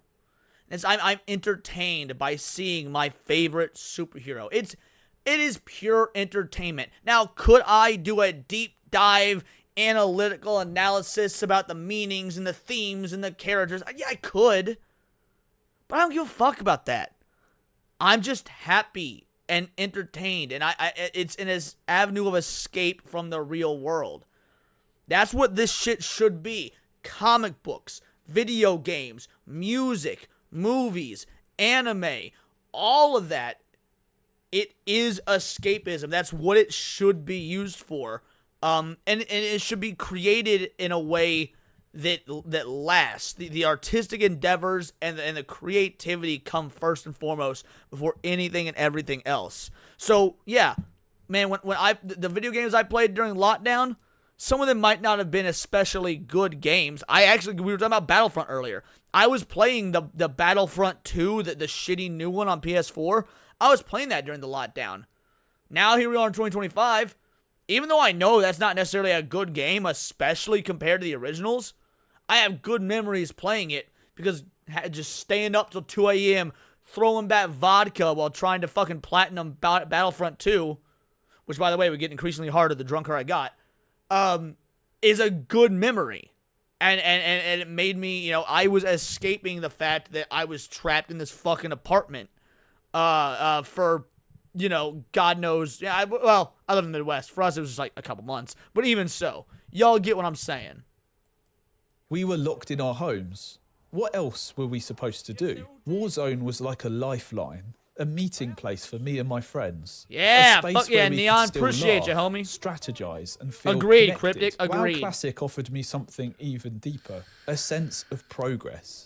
I leveled new characters, farmed gold, raided with the guild. It felt like I was doing something in a world where everything else was I have on not, hold. Akuma. WoW Classic and Lockdown let me experience something that I hadn't felt since I was younger. It was the closest I had come to being able to recreate the past. I was able to focus all my energy and effort into a singular game, just like I had done back in 2007. But then lockdown ended and reality hit. We began to go back outside, and the truth was revealed to me. It doesn't matter how many old games you revisit, you just can't recreate the past. I had just lived through a new moment in my life, an epoch for many. It just happened to be with an old game and old faces. Lockdown has now become quite a nostalgic time for me, and revisiting Call of Duty Warzone is a stark reminder of the reality that we can't recreate the past. My friends have moved on. They don't play Warzone anymore, and the game itself has changed. It doesn't even have the same map available to play that we all knew. The guns and the gameplay are all different. I'm different. Now, that's the case with remakes and remasters. I agree. But, like, and I don't know if you guys experience this or not, but, like, when I pop on Resident Evil 3, like the original Resident Evil 3 for the PlayStation 1, I am just as happy as I was back when I was playing it on the PlayStation 1 when I was a kid. just because, not only because of the nostalgia. Like, that's obviously part of it. The nostalgia is a part of it. Yes, I'm being transported back to when I was playing this game as a kid. You know, PlayStation 1. I was probably too young to be playing Resident Evil, but I was because my dad's based. Like, fair enough. But also, because the game is so good, it's not just a nostalgia factor. Because the game is so good in isolation, I'm having fun playing the game. Like, if I did not play the game growing up, and I was playing the original Resident Evil 3 for the first time, I would still be having fun because it's just a good game in its own right. Like Minecraft is a perfect example of this because Minecraft has been around for ages, and I used to shit on Minecraft, bro. I taught shit on Minecraft ever since it was invented. I never actually played it. I was just a fucking douche that thought it was gay. So, I played Minecraft for the very first time a couple of years ago. I told the story on SNH the other night. I was up late one night, and like, I just wanted something to zen out to. I just wanted to fucking, sip some alcohol, play a zen game, and listen to Joe Rogan. And for whatever reason, I was like, fuck it. I've made fun of this gay-ass Minecraft game for ages, but it's on sale right now. Let's give it a shot. Nothing deeper than that, right? And next thing I know, the 3-hour Joe Rogan podcast is gone in a flash, and I'm like zen out playing Minecraft.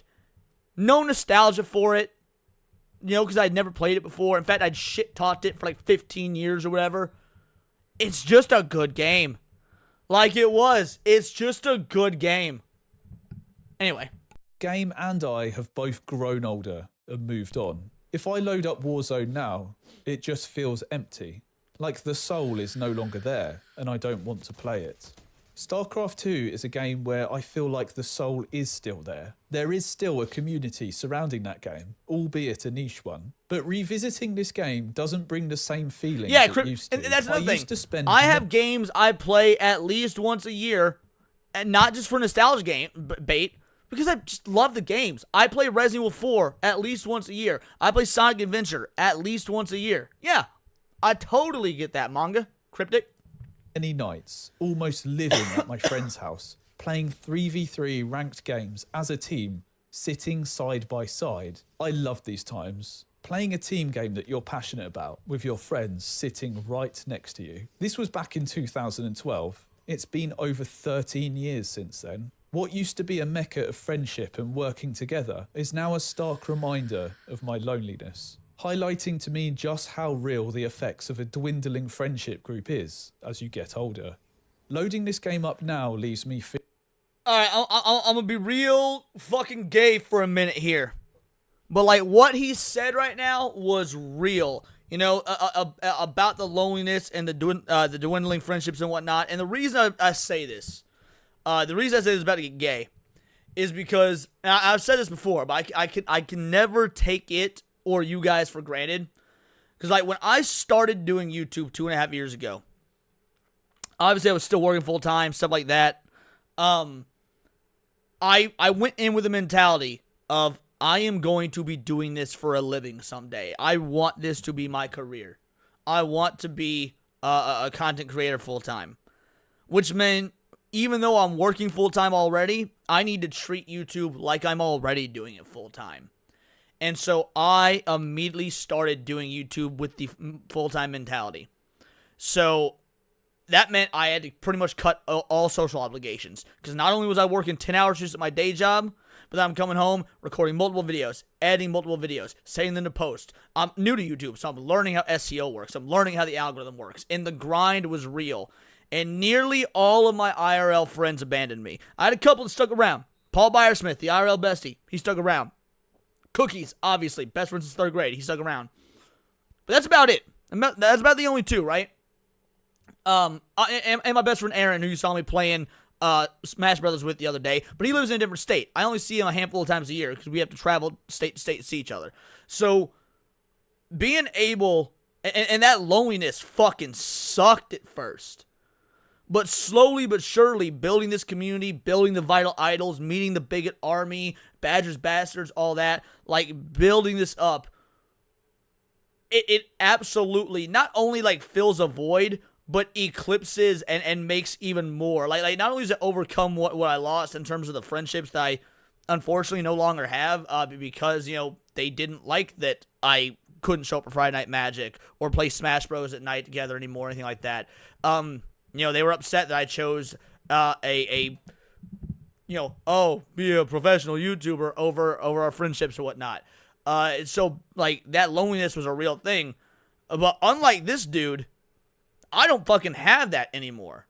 I don't have that at all because I've got you guys, and because I've got my buddies I stream with, Badger and Erwin and Hypno and Cassie, and like it cannot be understated, nor will it ever be taken for granted. So I guess it's a real long-winded way to say thanks. Sorry for being a homo. Feeling lonely and isolated. Although I could get one friend on to play it if I wanted to, the passion and the drive just isn't there. But something deep inside me keeps telling me to load this game up every now and then. Big the Cat's portions aren't so bad, In Dax. years, I played what was at the time a new MMO, New World. It felt like the magic was there once again. Everyone I knew was playing it. Thousands of people were all starting the adventure all at the same time. It's now nearly been 4 years since then, and it's already become a nostalgic memory, just a more recent one. The experience was meaningful to me because, again, it was a joint experience. Those I worked with got into the game with me, and we played it each night, discovering the new MMO for ourselves and learning about its mechanics. Forgot that I had a However, fucking zero the sugar magic Dr. Pepper over lasted here. around 2 weeks before the excitement wore off. World of Warcraft is perhaps the game that most exemplifies the fact that you can Dax, I run forge mods, so I can play meaningful Supersonic at any experiences time. around a game from your past. As I mentioned before, I started playing... UAF Omega for a 2-banger says, gayest thing I ever heard from you, Leon. Thanks. You know what, buddy? I'm happy to do it. Here's a clip for you. Name one word that starts with G pronounced like J. Gentrification. Shoot, should have thought of that. I was just in San Francisco. There you go. If you guys didn't notice, I got a couple of new clips. I think I only got like 2 or 3 new clips. But even so, there you go. That was a new one. Thanks so much, UAF Omega. Truly appreciated. Playing WoW back in 2007, and I'm still playing it today. With new content being released for classic WoW and different people to play it with, it's like starting the adventure all over again. Although, perhaps it really just shows the grips that the business of nostalgia really has over me.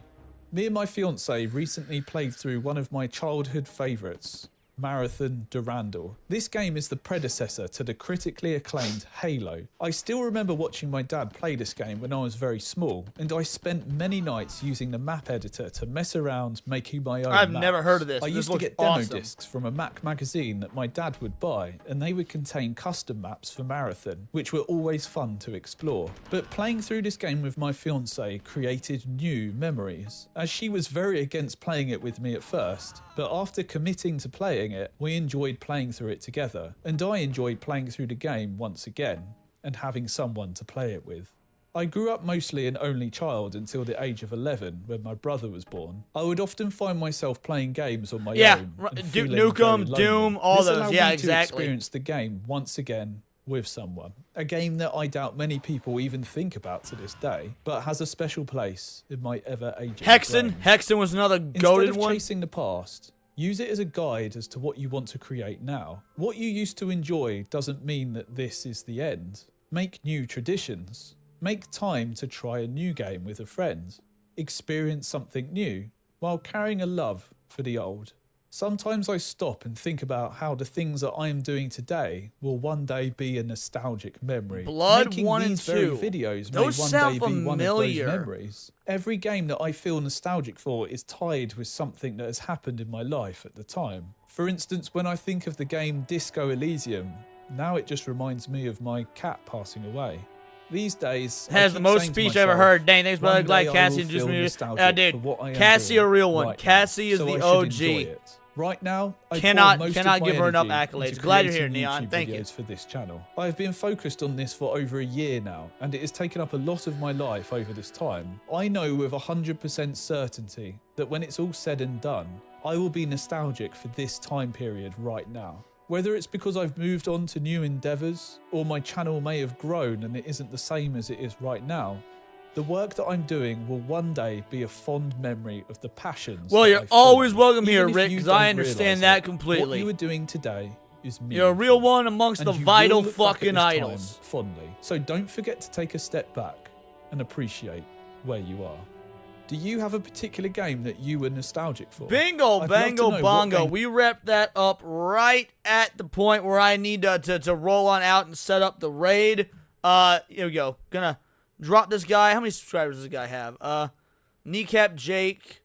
He's got, 25,000. He's a relatively smaller channel. That's okay. Yeah. Just in case you guys want to drop him a like or subscribe, there's the video. I'm gonna set up the raid real quick. And we're going to get the fuck out of here and go on over to Niat's show. Do not leave, motherfuckers. I gave y'all an impassioned, emboldened speech. The least you could do is join us over on Niat's channel. Film Comics Explained for FCE Live. So let me go ahead and set that up. Give me one moment here. There we go. All right. Got the raid set up. All right.